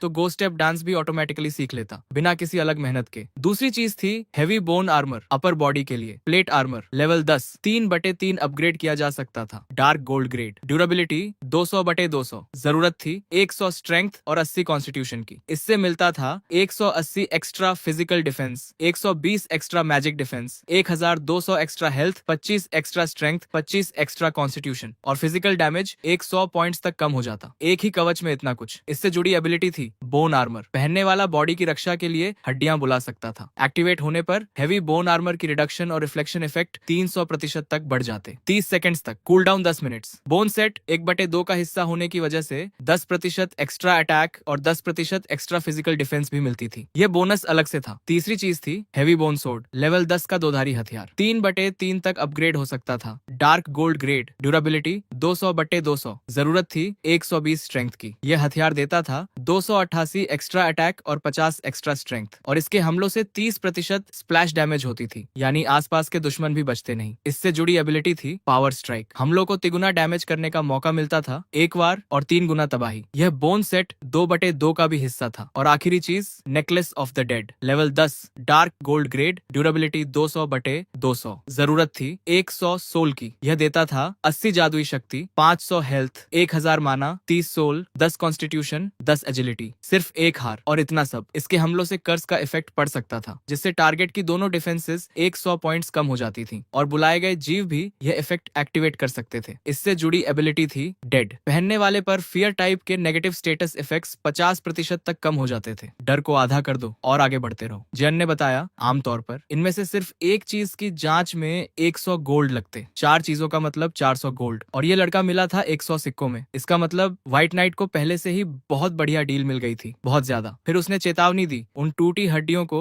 उससे दूर रखे और उसकी स्केचिंग में दोबारा खलल न डाले, यह आखिरी वार्निंग है। व्हाइट नाइट ने कहा, एक पल रुको। जियान की चिढ़ फिर वापस आ गई। उसने पूछा, क्या और भी डार्क गोल्ड इक्विपमेंट है जांच के लिए? मन ही मन उसे पछतावा हो रहा था। मुफ्त में हाँ कहना गलती थी, बहुत बड़ी गलती। इस बार सच में बड़ा नुकसान हुआ। फिर उसकी नजर पड़ी और हैरान रह गया, इस लड़के के पास एपिक ग्रेड इक्विपमेंट भी है। व्हाइट नाइट ने बस इतना कहा, किस्मत अच्छी थी। वो चीज थी whisper of the dead rope. White knight ने यह मौका हाथ से नहीं जाने दिया। डार्क गोल्ड की जांच का शुल्क पहले से ही बहुत महंगा था, तो मुफ्त का मौका मिला था तो क्यों छोड़ते। जियान ने वादा निभाया, बोला जांच सच में मुफ्त होगी, एक भी पैसा नहीं लूंगा। लेकिन उसकी जांच टेक्निक का लेवल बहुत कम था, इसलिए वो उस चीज की जांच नहीं कर सका। व्हाइट नाइट को जोर का झटका लगा। इतनी उम्मीद थी। जियान ने तर्क दिया, वो एक नॉविस विलेज में बस पार्ट टाइम अप्रेजर है, एपिक ग्रेड इक्विपमेंट की जांच न कर पाना बिल्कुल जाहिर है, इसमें उसकी गलती नहीं। व्हाइट नाइट ने सोचा और माना कि बात सही थी। बूढ़े आदमी का जवाब सच में समझ में आता था, इसलिए जियान ने उसे जांच टेक्निक सिखाने की पेशकश की। यह सुनकर व्हाइट नाइट के अंदर कुछ जाग उठा। अगर यह सीख लिया तो आगे जांच पर एक भी पैसा खर्च नहीं करना पड़ेगा। ये तो सच में बहुत काम की बात थी, बहुत ज्यादा। लेकिन जियान ने कहा, पहले ट्यूशन फी देनी होगी। व्हाइट नाइट ने पूछा, कितनी? जियान ने 5 उंगलियां उठाई। व्हाइट नाइट ने अंदाजा लगाया, 500 सिक्के। जियान ने कंफर्म किया, अनुमान सही था, लेकिन ये 500 गोल्ड नहीं थे, ये थे 500 ancient gold coins. Ancient gold coins सिक्कों के पहले बैच का हिस्सा थे। उनका चलन बहुत पहले बंद हो चुका था। तकनीकी रूप से कोई ऑफिशियल वैल्यू नहीं थी, लेकिन कुछ पुराने कलेक्टर्स के लिए इनकी वैल्यू आम गोल्ड कॉइन्स से कहीं ज्यादा थी, बेशुमार ज्यादा। व्हाइट नाइट को अचानक याद आया, जब कॉपर कॉइन्स अपग्रेड होते थे तो एंशियंट कॉपर कॉइन्स बन जाते थे, और उसके बैग में कुछ ऐसे कॉइन्स थे। तो उसके मन में आया, अगर गोल्ड कॉइन्स अपग्रेड किए जाए तो क्या वो भी एंशियंट गोल्ड कॉइन्स बन जाएंगे? शायद हाँ, शायद यही रास्ता है। उसी पल सिस्टम ने बताया, जियान ने उसे फ्रेंड लिस्ट में ऐड किया है, और साथ में एक मिशन भी मिला। काम था जियान के लिए 500 एंशियंट गोल्ड कॉइन्स इकट्ठा करना। इनाम, सब class skill, basic appraisal technique. Jian जाने ही वाला था कि व्हाइट नाइट ने फिर से रोका। जियान और चिढ़ गया। इस बच्चे की वजह से उसका आज का पूरा दिन बर्बाद हो गया था। लेकिन जब पलट कर देखा, व्हाइट नाइट के हाथ में सिक्कों से भरा एक बड़ा थैला था। इतने एंशियंट कॉइन्स एक साथ, जियान की आंखें एक पल के लिए चौड़ी हो गईं। वो दंग रह गया। व्हाइट नाइट ने शांत लहजे में पूछा, क्या आप सिखाओगे? जियान साफ खुश था। उसने माना, इस लड़के ने सच में बहुत अच्छा सरप्राइज दिया। उसे उम्मीद नहीं थी। उसने स्किल बुक व्हाइट नाइट को दे दी, और इस तरह सीक्रेट मिशन पूरा हुआ। इनाम हाथ में आ गया। जियान फौरन चला गया, लेकिन जाते जाते उसने मुड़कर कहा, जब 10,000 एंशियंट गोल्ड कॉइन्स हो जाएं तो फिर मिलने आना। एक और सरप्राइज इंतजार कर रहा है, और यह सरप्राइज छोटा नहीं होगा। और इसके साथ एक नया मिशन मिला। नाम था एंशियंट गोल्ड कॉइन्स इकट्ठा करो। इस बार 10,000 चाहिए थे। इनाम अभी अननोन था, लेकिन उस बूढ़े का वादा था, और वो वादे निभाता था। व्हाइट नाइट को यह दिलचस्प लगा। उस बूढ़े ने बड़े सरप्राइज का वादा किया था, तो यह मिशन जरूर काम का होगा। बेसिक अप्रेजल टेक्निक से वो सेटिस्फाई नहीं था, इतने से काम नहीं चलता, इसीलिए उसने उसे अपग्रेड किया और इंटरमीडिएट अप्रेजल टेक्निक हासिल कर ली। यह सब क्लास स्किल सीखने के बाद उसे इंटरमीडिएट अप्राइजर का टाइटल मिल गया। अभी टेक्निक प्रोफिशिएंसी थी 0/1000। शुरुआत हुई थी, लंबा सफर था। जैसे जैसे स्किल प्रोफिशिएंसी बढ़ेगी, जांच की सक्सेस रेट भी थोड़ी थोड़ी बेहतर होती जाएगी। डार्क गोल्ड ग्रेड इक्विपमेंट के लिए सक्सेस रेट थी 60%, एपिक ग्रेड इक्विपमेंट के लिए सिर्फ 10%। Cast time 5 seconds, cool down 60 seconds, और 1000 माना खर्च। आसान नहीं था, लेकिन नामुमकिन भी नहीं। सब क्लास स्किल्स प्लेयर के स्किल स्लॉट्स में जगह नहीं लेती, यह भी अच्छी बात थी, एक राहत। अब उसने अपनी चीज की जांच करने की कोशिश की, लेकिन नाकाम रहा। आखिरकार सक्सेस रेट सिर्फ 10% थी, बस 10%। यह सुनकर उसे हैरानी हुई। क्या उसकी किस्मत सच में इतनी खराब है? इतनी भी खराब? लेकिन वो रुका नहीं, कोशिश करता रहा, बार बार, बिना थके। सिस्टम हर बार एक ही जवाब देता, जांच नाकाम, जांच नाकाम, जांच नाकाम। फिर भी वो अड़ा रहा। हार मानना उसकी फितरत में नहीं था। तब तक करता रहा, जब तक उसके हाथ थकने नहीं लगे, जब तक दिमाग ने कहा, बस अब रुको। और तभी एक नोटिफिकेशन चमकी, एक बहुत बड़ा खजाना मिला है। उसने एक पल रुककर सोचा, आज का दिन सच में हैरानियों से भरा है, एक के बाद एक, खत्म होने का नाम ही नहीं। अगर खजाने की रखवाली कोई बहुत बड़ा राक्षस कर रहा हो तो समझो लॉटरी लग गई। बिना किसी देरी के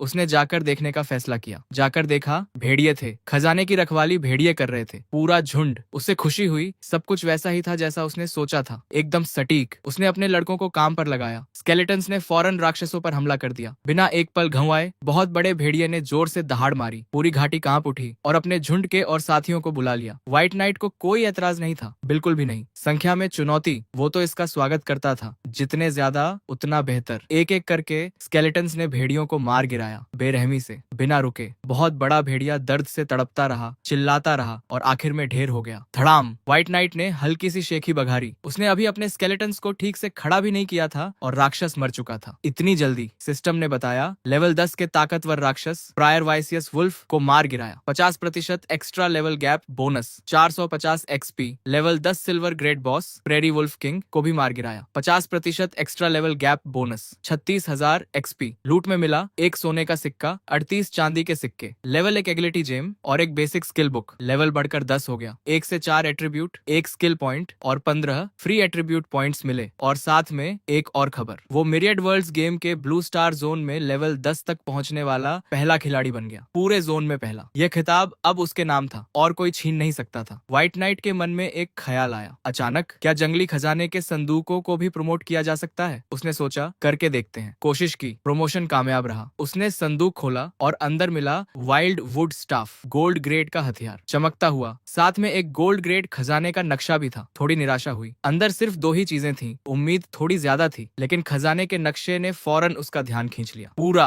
नक्शे के मुताबिक ये उसे एक गोल्ड ग्रेड खजाने के संदूक तक ले जाएगा। सीधे सिस्टम ने पूछा, क्या खजाने के नक्शे का इस्तेमाल करना है? एक बार इस्तेमाल होने के बाद खजाने तक का रास्ता सिस्टम मैप पर दिख जाएगा, हमेशा के लिए। लेकिन मंजिल की जगह नोविस विलेज के बाहर थी, बहुत दूर। सिस्टम ने बताया उसका लेवल नोविस विलेज की सीमा तक पहुंच गया है। गांव के मुखिया को ढूंढना होगा और जुड़े हुए शहर को खबर देनी होगी, वरना XP नहीं मिलेगा, एक भी नहीं। और तभी उसे याद आया, लेवल 10 पर पहुंचने के बाद नोविस विलेज छोड़ना पड़ता है। यह तो वो जानता था, बस ध्यान नहीं रहा था। उसने पहले गांव के मुखिया को ढूंढने का फैसला किया और इसी बीच खजाने के नक्शे को अपग्रेड कर दिया। वक्त क्यों बर्बाद करें? अपग्रेड होने के बाद वो डार्क गोल्ड ग्रेड का नक्शा बन गया। चमक और बढ़ गई। रास्ता फौरन मैप पर दिखाई दिया और मंजिल की जगह अब जिगू शहर के बाहर थी। सिस्टम ने वहां जाने का इशारा किया। रास्ता बहुत लंबा था, बहुत विदेश यात्रा करनी पड़ती। फिलहाल उसने मान लिया कि यह अभी मुमकिन नहीं, बाद की बात है, वक्त आएगा। इसी बीच गिल्ड मास्टर होंगू डंजन से बाहर निकला, सीना तान कर। सिस्टम ने नोविस विलेज नंबर 9527 में ऐलान किया, हेजेमोनी गिल्ड ने लैंड ऑफ मिस्ट डंजन की हार्ड डिफिकल्टी पहली बार पार कर ली है। होंगू ने फौरन अपने लोगों को तैयार रहने को कहा। नाइटमेयर डिफिकल्टी को चुनौती देने का वक्त आ गया है, अभी, फौरन। और तभी एक और ऐलान हुआ। वेल्थी वर्ल्ड ने अपने दल की अगुवाई करते हुए लैंड ऑफ मिस्ट डंजन की नाइटमेयर डिफिकल्टी पहली बार पार कर ली है। होंगू हैरान रह गया, एक पल के लिए जम गया। उन्होंने उसे हरा दिया था। उससे पहले उसने जानना चाहा, नाइटमेयर डिफिकल्टी इतनी जल्दी कैसे पार की? ये कैसे मुमकिन है? वेल्थी वर्ल्ड ने बस उसे शुभकामनाएं दी, मुस्कुराते हुए, और कुछ नहीं। होंगू को गुस्सा चढ़ाया, अंदर से जल उठा। व्हाइट नाइट ने उसे सिर्फ इक्विपमेंट और स्किल बुक्स बेची थी और अब उसी के खिलाफ जाने की हिम्मत दिखाई। उसने ठान लिया, इस लड़के को सबक सिखाएगा, जरूर सिखाएगा। वेल्थी वर्ल्ड ने अपनी टीम से कहा, थोड़ी देर आराम करो, जल्द ही हेल डिफिकल्टी में अभ्यास शुरू होगा, तैयार रहो। उसी पल एक और ब्लू स्टार ऐलान हुआ। पूरे जोन में गूंज उठा। सिस्टम ने डिवाइन ड्रैगन एम्पायर के खिलाड़ी व्हाइट नाइट को बधाई दी। ब्लू स्टार जोन में लेवल 10 तक पहुंचने वाले पहले खिलाड़ी बनने पर, सबसे पहले। इस कामयाबी की वजह से नोविस विलेज का लीडर बोर्ड वक्त से पहले खुल गया, समय से बहुत पहले। नोविस विलेज नंबर 9527 का लीडर बोर्ड सामने आया। पहली जगह व्हाइट नाइट, लेवल 10, कोई गुट नहीं। दूसरी जगह मेपल लीफ शाओ, लेवल 5, कोई गुट नहीं। तीसरी जगह आवे, लेवल 5, कोई गुट नहीं। चौथी जगह hard to wake up, level 5, कोई गुट नहीं। पांचवी जगह वेल्थी वर्ल्ड, लेवल 5, कोई गुट नहीं। छठी जगह कॉटन कैंडी, लेवल 5, कोई गुट नहीं। सातवीं जगह grand hegemony, level 5, hegemony guild. आठवीं जगह one sword seals throat, level 5, hegemony guild. नौवीं जगह turkey flavour rice crust, level 5, hegemony guild. 10वीं जगह milky white snow, level 5, hegemony guild. Guild master होंगू इन नतीजों से जरा भी खुश नहीं था, बिल्कुल भी नहीं। कॉटन कैंडी ने अपने बॉस को बताया, व्हाइट नाइट की लेवलिंग की रफ्तार यकीन न हो ऐसी है, समझ से बाहर है। मेपल लीफ शाओ ने भी हाँ में सिर हिलाया। ये किसी को रॉकेट पर सवार देखने जैसा था। पहले डील के वक्त वो लेवल 8 था और वो लोग लेवल 5 पर थे। इतना फर्क इतनी जल्दी? चूंकि लाइफ सोल स्टोन्स पहले ही मिल चुके थे, वेल्थी वर्ल्ड ने फैसला किया कि उन्हें व्हाइट नाइट के पास भेजेगी। उसे पता था ऐसे इंसान के साथ अच्छे रिश्ते बनाना बेहद जरूरी है। यह मौका छोड़ना नहीं था। उसने अपनी टीम से कहा, जाओ थोड़ी देर अपनी मर्जी से घूमो, मैं वापस जाती हूँ। कुछ ही देर में वो उससे मिली। उसने उसे 10 बेसिक लाइफ सोल स्टोन्स दिए, पहली बार क्लियर करने का इनाम। वादा पूरा किया और साथ में कहा, अगर आगे कोई अच्छी चीज मिले तो उम्मीद है सबसे पहले उसे याद करेगा। कीमत कभी मुद्दा नहीं बनेगी, कभी नहीं। सिस्टम ने बताया, उसके साथ कॉन्ट्रैक्ट पूरा हो गया। व्हाइट नाइट ने उसे यकीन दिलाया, जब तक पैसा है अच्छे सामान की कमी नहीं होगी, यह वादा है। जाने से पहले उसने कहा, नोविस विलेज छोड़ने के बाद फिर से मिलना, बात करने को बहुत कुछ होगा। यह सुनकर उसे और भी यकीन हो गया, इस इंसान से रिश्ता बनाना सही फैसला था, बिल्कुल सही। व्हाइट नाइट एक घर की तरफ चल पड़ा। उसे लगा यही सही जगह है। घनी भूरी दाढ़ी वाला एक आदमी बाहर निकला। उसने व्हाइट नाइट को ऊपर से नीचे तक देखा और बोला, उसे उम्मीद नहीं थी कि कोई डिसेंडर इतनी जल्दी लेवल 10 तक पहुंच जाएगा। इतनी जल्दी तो नहीं। वो गांव का मुखिया था। व्हाइट नाइट ने सीधे कहा, नोविस विलेज छोड़ना है। मुखिया ने सहमति जताई, बिना किसी सवाल के। बोला, यह वीरान जमीन आखिरकार डिसेंडर्स की ही होगी, यही होना है। फिर उसने पीछे आने का इशारा किया। घर के बीचों बीच का फर्श धीरे धीरे चमकने लगा। एक अजीब सी रोशनी और मुखिया ने अंदर आने को कहा। उनका गांव ईस्ट सी सिटी से जुड़ा था। ईस्ट सी सिटी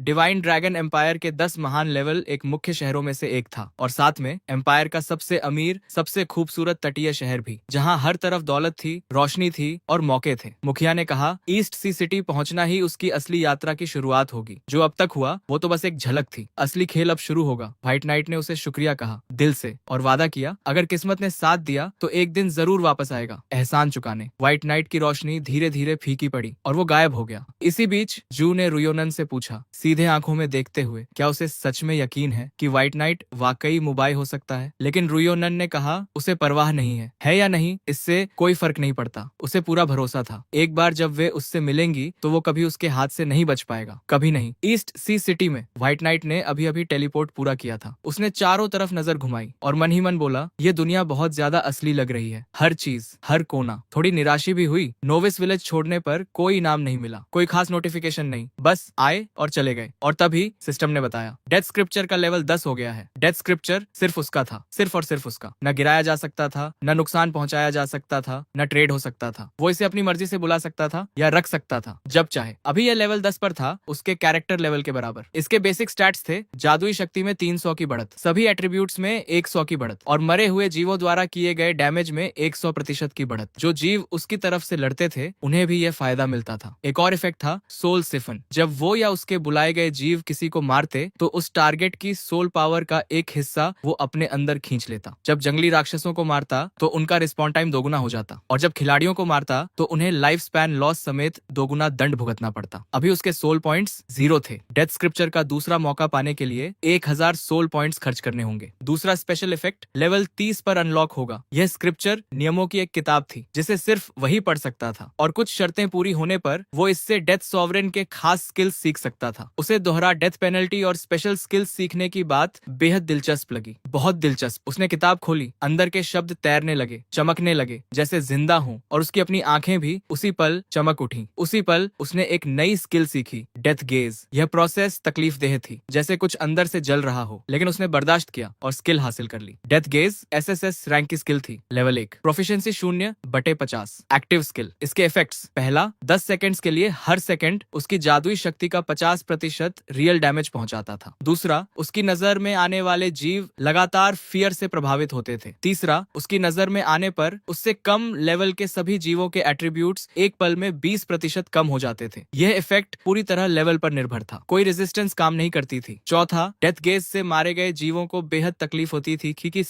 होती थी और रिवाइव होने के बाद 12 घंटे के लिए वो 40% कम एट्रीब्यूट्स के साथ कमजोर हालत में रहते थे। स्किल 60 सेकंड कूल डाउन के साथ तुरंत इस्तेमाल हो सकती थी। मैक्सिमम मैना का 5% खर्च होता था। एक बार छूटने के बाद लगातार एनर्जी की जरूरत नहीं थी और मैक्सिमम अटैक रेंज थी 100 मीटर। सीधे शब्दों में, जहां भी उसकी नजर पड़ती मौत परछाई की तरह पीछे पड़ जाती। उसे हर सेकंड होने वाला रियल डैमेज बेहद पसंद आया और वो प्रमोटेड एट्रीब्यूट्स जो आगे चलकर डैमेज और अटैक रेंज दोनों दोगुनी कर सकते थे, उसे लेकर वो और भी उत्साहित था। हालांकि एक बात पर उसे थोड़ी हंसी भी आई, जिस पर भी नजर डालो वो मर जाता है। ये थोड़ा अजीब लगता था, थोड़ा टेढ़ा। तभी पास में कोई प्रकट हुआ, बिना किसी आवाज के। उस शख्स ने कहा उसे उम्मीद नहीं थी कि डिसेंडेंट्स में से कोई इस तरह की ताकत जगाएगा। फिर उसने व्हाइट नाइट को देखा और बोला, तुम भाग्यशाली भी हो और बदनसीब भी। व्हाइट नाइट ने पूछा, तुम कौन हो? उस शख्स के लंबे चांदी जैसे बाल थे, चांदी जैसी दाढ़ी, एक अलग ही रौब था उसमें। उसका नाम था सिटूजी, ईस्ट सी सिटी का सिटी लॉर्ड और डिवाइन ड्रैगन हॉल का एक वरिष्ठ सदस्य। साफ जाहिर था यह भी एक बेहद ताकतवर इंसान था जिसका लेवल देखा नहीं जा सकता था। व्हाइट नाइट ने विनम्रता से सिटी लॉर्ड सिटू को नमस्कार किया। सिटू की आंखें चमक उठी। उसने कहा, व्हाइट नाइट सच में डेथ की ताकत रखता है। वो देख सकता था, वो पहले ही सॉवरेन क्लास के प्रोफेशन में बदल चुका था। उसके मुताबिक इस तरह का क्लास भगवान की फॉरबिडन लैंड में कभी प्रकट नहीं होना चाहिए था। हमारा नायक हैरान रह गया। इस इंसान ने सच में उसका छुपा हुआ प्रोफेशन पहचान लिया था एक नजर में। सिटू ने एक लंबी सांस ली, बोला, अफसोस की बात है, अगर व्हाइट नाइट इस रास्ते पर चलता है तो उसका भविष्य दूसरे सॉवरेन क्लास वालों से कहीं ज्यादा कठिन होगा, बहुत ज्यादा। जानने की चाहत में व्हाइट नाइट ने पूछा, इसका मतलब क्या है? सीटू ने कहा, इसका जवाब एक परीक्षा से मिलेगा। अगर वो पास कर लेता है तो डेथ सॉवरेन के बारे में और जानकारी मिलेगी। सिस्टम ने उसी पल बताया, क्वेस्ट आइटम मिला है, मेडल ऑफ द फॉरगॉटन, और एक एपिक ग्रेड मिशन एक्सेप्ट हुआ, सिट्यूज ट्रायल। लक्ष्य था लैंड ऑफ द फॉरगॉटन को साफ करना, 100% एक्सप्लोरेशन रेट हासिल करना, इनाम अननोन। और सबसे अजीब बात, फेलियर का कोई दंड नहीं था। व्हाइट नाइट दंग रह गया, एक पल के लिए बस देखता रहा। उसे अभी अभी एक जबरदस्त मिशन मुफ्त में मिल गया था, बिना मांगे। तभी मेडल ने उलटी गिनती शुरू कर दी और उसे लैंड ऑफ द फॉरगेटन में टेलीपोर्ट कर दिया। व्हाइट नाइट घबरा गया, तैयारी का वक्त ही नहीं मिला। उसने जेम्स जड़ने की सोची थी इक्विपमेंट में, वो भी नहीं हो पाया। वो हताशा में चिल्लाया, land on off the forgotten का टेलीपोर्टेशन अरे आखिर है कहाँ? लेकिन बहुत देर हो चुकी थी। वो officially land of the forgotten में एंटर कर चुका था और अब सिट्स ट्रायल शुरू हो चुका था। 72 घंटे, पूरा इलाका साफ करना था, 100% एक्सप्लोरेशन, एक पल की भी देरी नहीं चलेगी। व्हाइट नाइट ने फौरन अपने साथियों को बुलाया, उनके बिना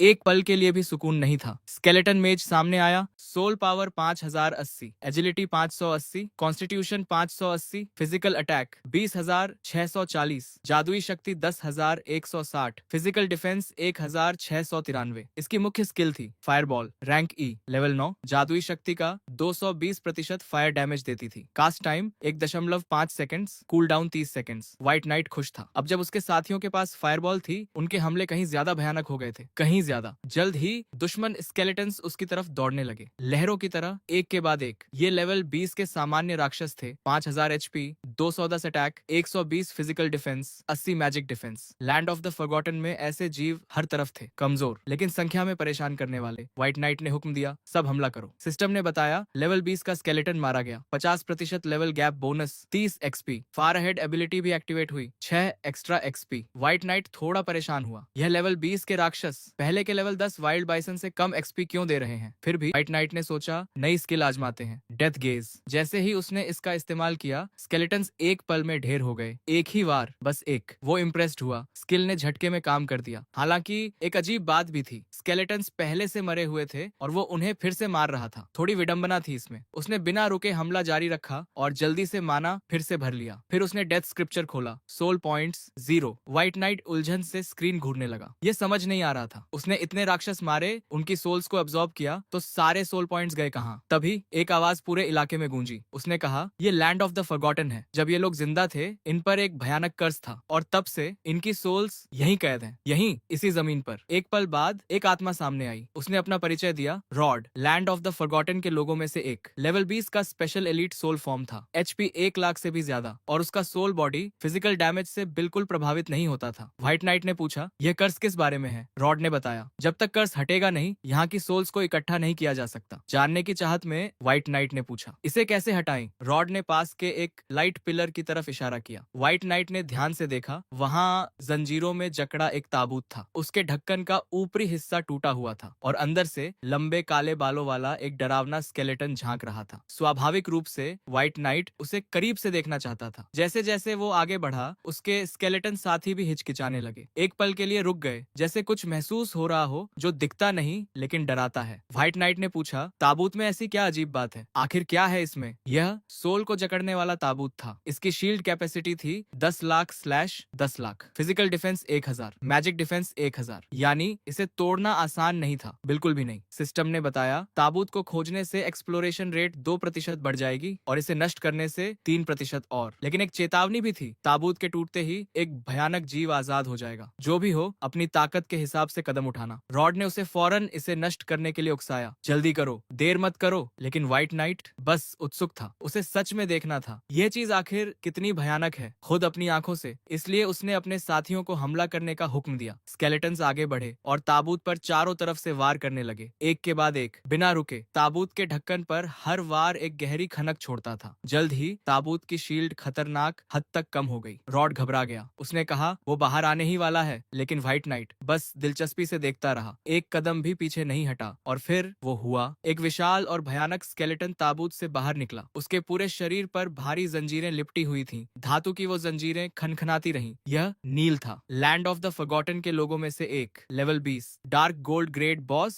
half frost lich, HP 15 lakh से भी ज्यादा, जादुई शक्ति 12,800, physical defence 1,500, magic defence 2,100, 20% elemental resistance. उसकी एबिलिटीज में थे फ्रॉस्ट टाइप स्पेल्स और शैडो कर्स स्पेल्स। वो साफ जाहिर था, वो एक पूरे लिच में बदलने की कोशिश कर रहा था, लेकिन आधे रास्ते में ही रुक गया था, नाकाम। नील ने गुस्से से व्हाइट नाइट को घूरा। इस बाहरी इंसान ने उसका पूरा ट्रांसफॉर्मेशन बर्बाद कर दिया था, सब कुछ। रॉड घबरा गया और व्हाइट नाइट को फौरन भागने को कहा, अभी, इसी पल। लेकिन नील अचानक रुक गया। उसने व्हाइट नाइट के अंदर कुछ महसूस किया, एक घना, बेहद शक्तिशाली डेथ का ऑरा। उसे यकीन था, अगर अगर वो उस एनर्जी को अपने अंदर खींच ले तो वो आखिरकार अपना ट्रांसफॉर्मेशन पूरा कर सकता है। व्हाइट नाइट ने एक भौं उठाई और शांत लहजे में सिर्फ एक सवाल पूछा, यह यकीन किसने दिलाया कि तुम ऐसा कर सकते हो? फिर उसने अपने स्केलेटन दस्ते को हमला करने का हुक्म दिया। स्केलेटन्स आगे बढ़े और नील पर चारों तरफ से टूट पड़े। नील घबराया नहीं, उसकी डिफेंस बेहद मजबूत थी। उसे पूरा भरोसा था ये कमजोर मरे हुए जीव उसे कभी भेद नहीं पाएंगे, कभी नहीं। और फिर उसने व्हाइट नाइट के कई स्केलेटन्स को बेरहमी से चकनाचूर कर दिया, एक झटके में। लेकिन जब स्केलेटन आर्चर्स की तरफ से तीरों की बारिश शुरू हुई, नील अचानक जम गया। वो सदमे में व्हाइट नाइट को घूरने लगा। इतने ताकतवर मरे हुए जीव इस इंसान ने बुलाए कहां से? ये कौन है असल में? उसने फौरन एक बर्फीली शील्ड खड़ी कर ली तीरों को रोकने के लिए। फिर नील ने अपने सेवकों को बुलाया। पहला जीव था एक गूल, level 20, HP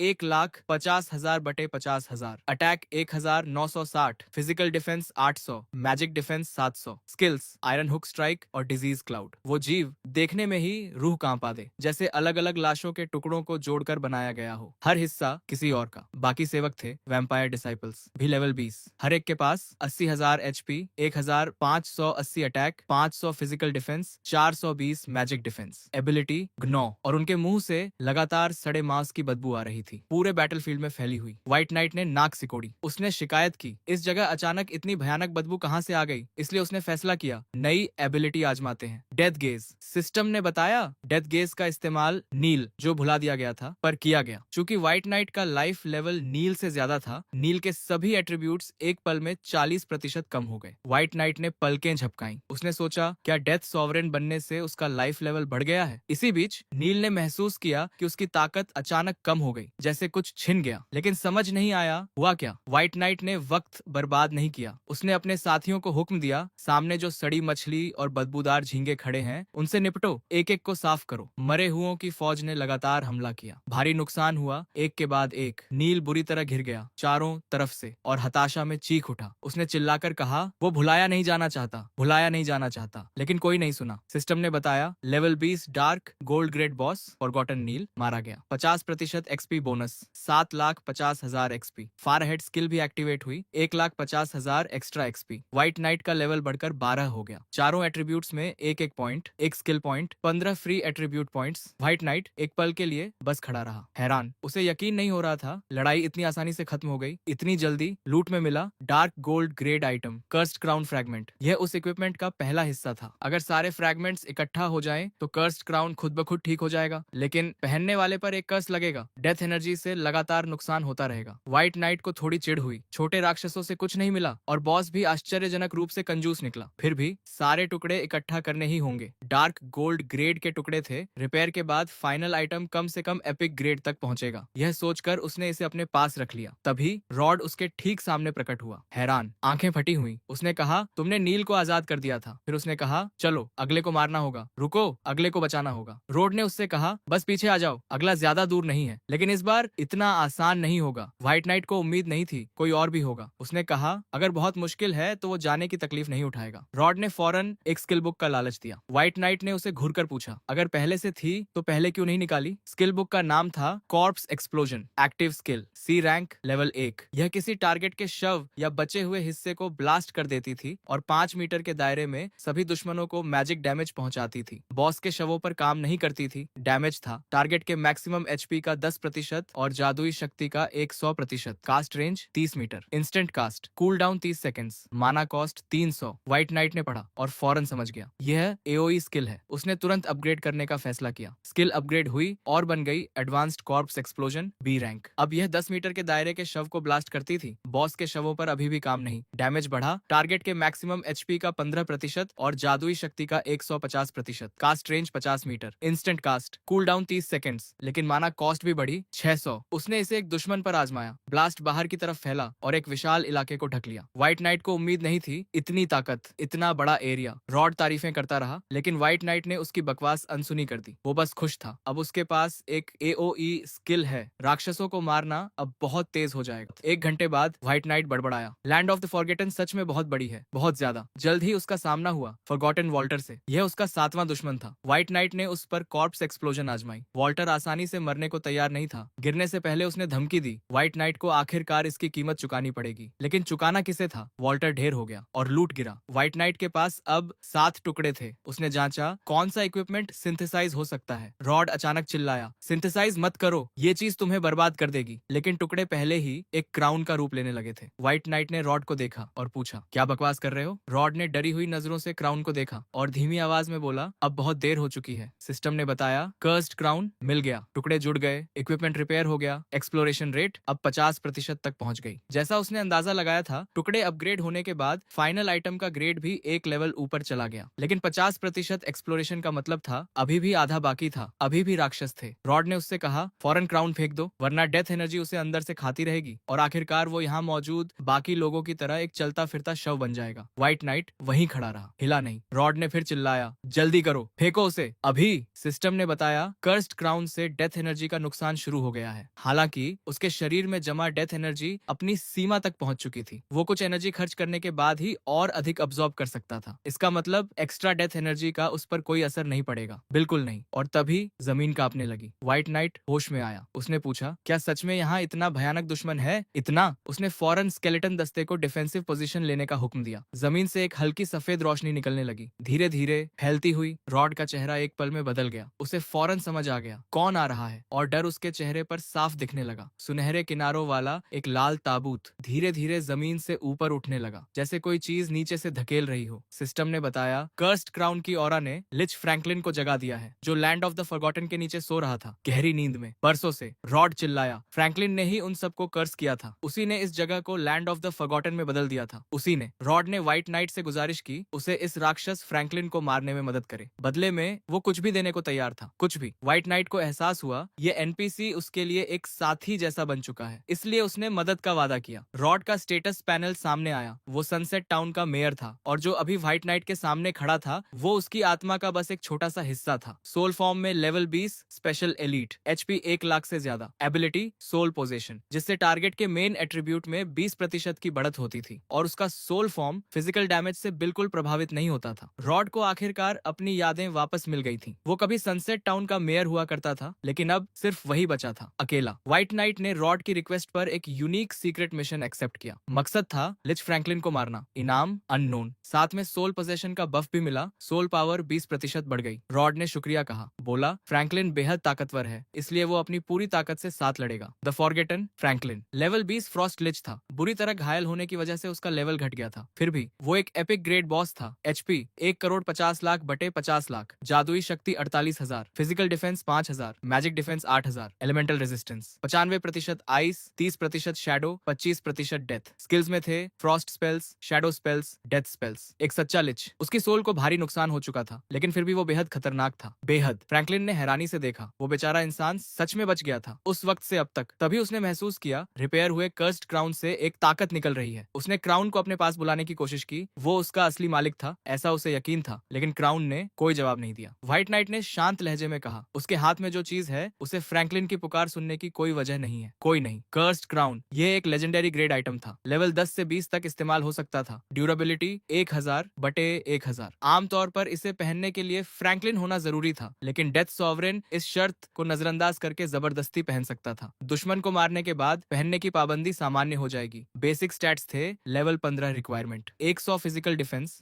200 magic defence, 2000 HP, 4000 माना, सभी एट्रीब्यूट्स में 75 की बढ़त। व्हाइट नाइट ने क्राउन पहन लिया। इफेक्ट्स थे 10% सोल पावर, 30% कर्स रेजिस्टेंस और पहनने वाले को लगातार एनर्जी इरोजन सहनी पड़ती थी। एक पैसिव एबिलिटी थी कर्सिंग पावर, इससे सभी स्पेल्स पर कर्स का इफेक्ट पड़ता था। टारगेट पर रैंडमली 2 कर्स लगते थे 5 सेकंड्स तक, 5 सेकंड्स का कूल डाउन। दूसरी एबिलिटी थी कर्स ऑरा, एक ऑरा टाइप स्किल, एक्टिवेट होने पर 100 मीटर के दायरे में सभी दुश्मनों की स्पीड 30% कम हो जाती थी। अटैक स्पीड, मूवमेंट स्पीड और स्पेल कास्ट स्पीड सब 200 मैना पर सेकंड खर्च, कोई कूल डाउन नहीं। फ्रैंकलिन ने फौरन अपने शैडो नाइट्स बुला लिए। लेवल 20, एचपी 2 लाख से ज्यादा, attack 6800, physical defence 1800, magic defence 1800, skills shadow charge, power of shadow, shadow shield. Epic grade boss की फौज डार्क गोल्ड, बॉस की फौज से कहीं ज्यादा ताकतवर थी, साफ दिख रहा था। व्हाइट नाइट ने जरा भी देर नहीं की, पहले छोटों को निपटाओ। उसने स्केलेटन दस्ते को हमले का हुक्म दिया। स्केलेटन नाइट्स ने शैडो नाइट्स के घोड़ों पर वार किया, स्केलेटन आर्चर्स ने तीरों की बारिश शुरू कर दी। व्हाइट नाइट ने कर्स ऑरा एक्टिवेट किया। एक पल में उनकी स्पीड 30% गिर गई। घोड़ों पर सवार होने की बात तो छोड़ो, इस रफ्तार से तो कार भी कछुए की तरह रेंगती लगती। फ्रैंकलिन गुस्से में कोसता रहा, चिल्लाता रहा, लेकिन कुछ नहीं कर सका। व्हाइट नाइट काफी सेटिस्फाइड था, वो अब लेवल 15 पर था, 2 लेजेंडरी आइटम्स से लेस। डेथ स्क्रिप्चर ने उसके एट्रीब्यूट्स काफी बढ़ा दिए थे। लैंड ऑफ द फॉरगॉटन में पहली बार आने की तुलना में उसके स्टैट्स लगभग दोगुने हो गए थे। बस एक निराशा थी, कर्स्ड क्राउन को और आगे अपग्रेड नहीं किया जा सकता था। फ्रैंकलिन ने ठंडे लहजे में चेतावनी दी, वो मौत को दावत दे रहा है। व्हाइट नाइट ने जवाब दिया, वो उसे सांस लेने का भी मौका नहीं देगा, और फौरन डेथ गेज फ्रैंकलिन पर इस्तेमाल किया। सिस्टम ने बताया व्हाइट नाइट का लाइफ लेवल दुश्मन से ज्यादा था, इसलिए फ्रैंकलिन पर कर्स एगनी लागू हो गया। 5 सेकंड्स तक हर सेकंड जादुई शक्ति का 100% शैडो डैमेज। फ्रैंकलिन घुटनों के बल गिर पड़ा। उसे यकीन नहीं आ रहा था ये हो कैसे रहा है। उसने व्हाइट नाइट से पूछा, तुम आखिर हो कौन? व्हाइट नाइट ने शांत लहजे में जवाब दिया, जानने की जरूरत नहीं, बस इतना। यह सुनकर फ्रैंकलिन का गुस्सा भड़क उठा। एक नीच इंसान ने एक महान लिच का अपमान करने की हिम्मत की। उसने ऐलान किया, व्हाइट नाइट चाहे जो भी हो, उसे इसी लैंड ऑफ द फॉरगॉटन में दफनाया जाएगा, यहीं इसी मिट्टी में। फ्रैंकलिन के सीने से एक भयानक बवंडर फूट पड़ा। वो उस इंसान को मारना चाहता था और उसकी ताकत भी चाहता था। उसने कॉज को बुलाया। यह कॉज था एक मरी हुई हड्डियों का अजगर, लेवल 20। बुरी तरह घायल होने की वजह से लेवल घट गया था, फिर भी epic great boss. HP 2 crore बटे 2 crore, attack 12,000, physical defence 10,000, magic defence 6,000, death type elemental resistance 30%, skills bone prison, bone spike hello, death storm. System ने बताया कॉज प्रकट हो गया है। एक्सप्लोरेशन रेट अब 90% तक पहुंच गई। व्हाइट नाइट को यकीन नहीं हो रहा था, फ्रैंकलिन ने सच में एक हड्डियों का अजगर बुला लिया था। जैसा उसने सोचा था, ईस्ट सी सिटी के सिटी लॉर्ड की परीक्षा बेरहम थी, बेहद बेरहम। कॉज ने उस पर जोरदार सांसों का हमला किया। स्केलेटन्स ने फौरन डिफेंसिव घेरा बना लिया और हमले को रोक दिया। फ्रैंकलिन दंग रह गया। ये सिर्फ स्केलेटन वॉरियर्स थे, फिर भी उन्होंने उसके बोन ड्रैगन को रोक लिया। कैसे? सिस्टम ने बताया, सभी death energy points target skeleton warrior को मजबूत करने में लगा दिए गए। उसके सभी एट्रीब्यूट्स 640% बढ़ गए। कर्स्ड क्राउन से डेथ एनर्जी का इरोजन हुआ, डेथ एनर्जी पॉइंट्स 10 बढ़ गए। जैसे ही उसने फिर से डेथ एनर्जी इकट्ठा करना शुरू किया, उसे समझ आ गया क्राउन एक चलता फिरता पावर बैंक था, बस इतना। और वो अपनी ताकत दिखाने के लिए उत्साहित था, बहुत उत्साहित। फ्रैंकलिन पीछे हट गया, गुस्से में जल रहा था। उसने व्हाइट नाइट पर चिल्लाया, उसके क्राउन को इस्तेमाल करने की हिम्मत कैसे हुई? फिर उसने फ्रॉस्ट हेल का स्पेल चलाया, वो सीधे व्हाइट नाइट की छाती में जा लगा। फ्रैंकलिन जोर से हंसा। इतने नाजुक इंसानी शरीर के साथ उसे पूरा यकीन था कि वो आदमी अभी मर जाएगा, अभी इसी पल। लेकिन जल्द ही उसे एहसास हुआ कुछ गड़बड़ है। इस इंसान ने लाइफ शेयरिंग स्किल सीखी हुई थी, लेकिन वो स्किल अधूरी थी, पूरी नहीं। फ्रैंकलिन ने फौरन एक ताकतवर स्पेल चलाया, डेथ एंड डिके। फिर उसने बोन प्रिजन बनाया और हमारे नायक को उसमें कैद कर लिया, और उसके बाद बोन स्पाइक हेल से तबाही मचा दी। चारों तरफ से नुकीली हड्डियां एक साथ। व्हाइट नाइट के अधिकांश स्केलेटन्स जमीन से निकले नुकीले कांटों से एक पल में भेद दिए गए, एक के बाद एक, बिना रुके। व्हाइट नाइट समझ गया, फ्रैंकलिन एरिया ऑफ इफेक्ट हमलों से उसकी लाइफ शेयरिंग को तोड़ने की कोशिश कर रहा है। चालाक था, लेकिन इतना भी नहीं। उसने बिना मजबूत किए गए स्केलेटन्स को वापस बुला लिया ताकि समन स्पेस खाली हो सके। अब फ्रैंकलिन उसे तोड़ नहीं पाएगा, कोई रास्ता नहीं। फिर उसने बचे हुए स्केलेटन्स को हुक्म दिया, नेता को पकड़ो। उसकी सोच साफ थी, अगर फ्रैंकलिन पकड़ा जाए तो बाकी सब बिखर जाएंगे, सीधे मारो, वक्त बर्बाद मत करो। फ्रैंकलिन चौंक गया जब एक स्केलेटन अचानक उसके बेहद करीब आ गया। उसने उस पर लगातार वार किए, एक के बाद एक, ताबड़तोड़। व्हाइट नाइट ने अपने स्केलेटन को हुक्म दिया, सहन करो, रुको मत, टिके रहो। आखिरकार स्केलेटन के टुकड़े टुकड़े हो गए, बिखर गया। फ्रैंकलिन ने ऐलान किया, हार गए। व्हाइट नाइट ने जवाब दिया, मजाक कर रहे हो। सिस्टम ने बताया, डेथ एनर्जी पॉइंट्स खर्च हो गए। उसने स्केलेटन को फिर से मजबूत किया, पूरी ताकत के साथ। फ्रैंकलिन डर गया जब वो स्केलेटन एक बार फिर उसकी तरफ बढ़ने लगा, धीरे धीरे, बिना रुके, जैसे मौत खुद चल रही हो। वो वहां से हिल नहीं सका, जम गया, पैर धरती में गड़ गए, और फिर स्केलेटन ने उस पर वार किया। फ्रैंकलिन ढेर हो गया। सिस्टम ने बताया, फ्रैंकलिन मारा गया। 70% extra XP bonus, 1,27,50,000 XP. Level बढ़कर 17 हो गया। सभी एट्रीब्यूट्स में एक एक पॉइंट, एक skill point, 15 free attribute points, और अनडेड बोन ड्रैगन कॉज भी मारा गया। 70% एक्सपी बोनस, 2,50,00,000 एक्सपी। लेवल बढ़कर 19 हो गया। सभी एट्रीब्यूट्स में एक एक पॉइंट, एक skill point, 15 free attribute points, और साथ में वो ब्लू स्टार जोन में एपिक ग्रेट बॉस मारने वाला पहला खिलाड़ी बन गया, पूरे जोन में पहला। इनाम, मेन एट्रीब्यूट में एक 100 पॉइंट्स, 50 एक्स्ट्रा स्किल पॉइंट्स, और 50 intermediate life soul stones. White knight अपनी प्रोग्रेस से हैरान था, बहुत ज्यादा। उसने सोल स्टोन्स जांचे और एक राहत की सांस ली। अब उसे अपनी उम्र घटने की चिंता नहीं करनी थी। उसके पास 50 इंटरमीडिएट लाइफ सोल स्टोन्स थे। हर एक को अब्सॉर्ब करने पर उम्र 1 साल बढ़ती थी। स्वाभाविक रूप से उसने सब अब्सॉर्ब कर लिए। उसकी उम्र 51 साल हो गई। उम्र का संकट पूरी तरह खत्म, हमेशा के लिए। तभी सिस्टम ने ब्लू स्टार जोन में ऐलान किया, व्हाइट नाइट पूरे ब्लू स्टार जोन में अकेले एपिक ग्रेट बॉस मारने वाला पहला खिलाड़ी बन गया। वेल्थी वर्ल्ड को फौरन एहसास हुआ, व्हाइट नाइट को अपने साथ रखना होगा, किसी भी कीमत पर। जब यह ऐलान फैला, शू ने रुआन से कहा, जल्दी करो, नोविस विलेज से निकलना होगा और इस व्हाइट नाइट से मिलना होगा, जितनी जल्दी हो सके। रुआन ने माना। वो ताकत ताकतवर है, लेकिन जब तक वो एक मर्द है, चाहे व्हाइट नाइट हो या मुबाई, उसे यकीन था कि वो उसके चाम में पड़ जाएगा हमेशा की तरह। व्हाइट नाइट को एपिक ग्रेड का एक स्पेशल आइटम मिला, ड्रैगन स्कल पेंडेंट। इसे इस्तेमाल करने पर उसे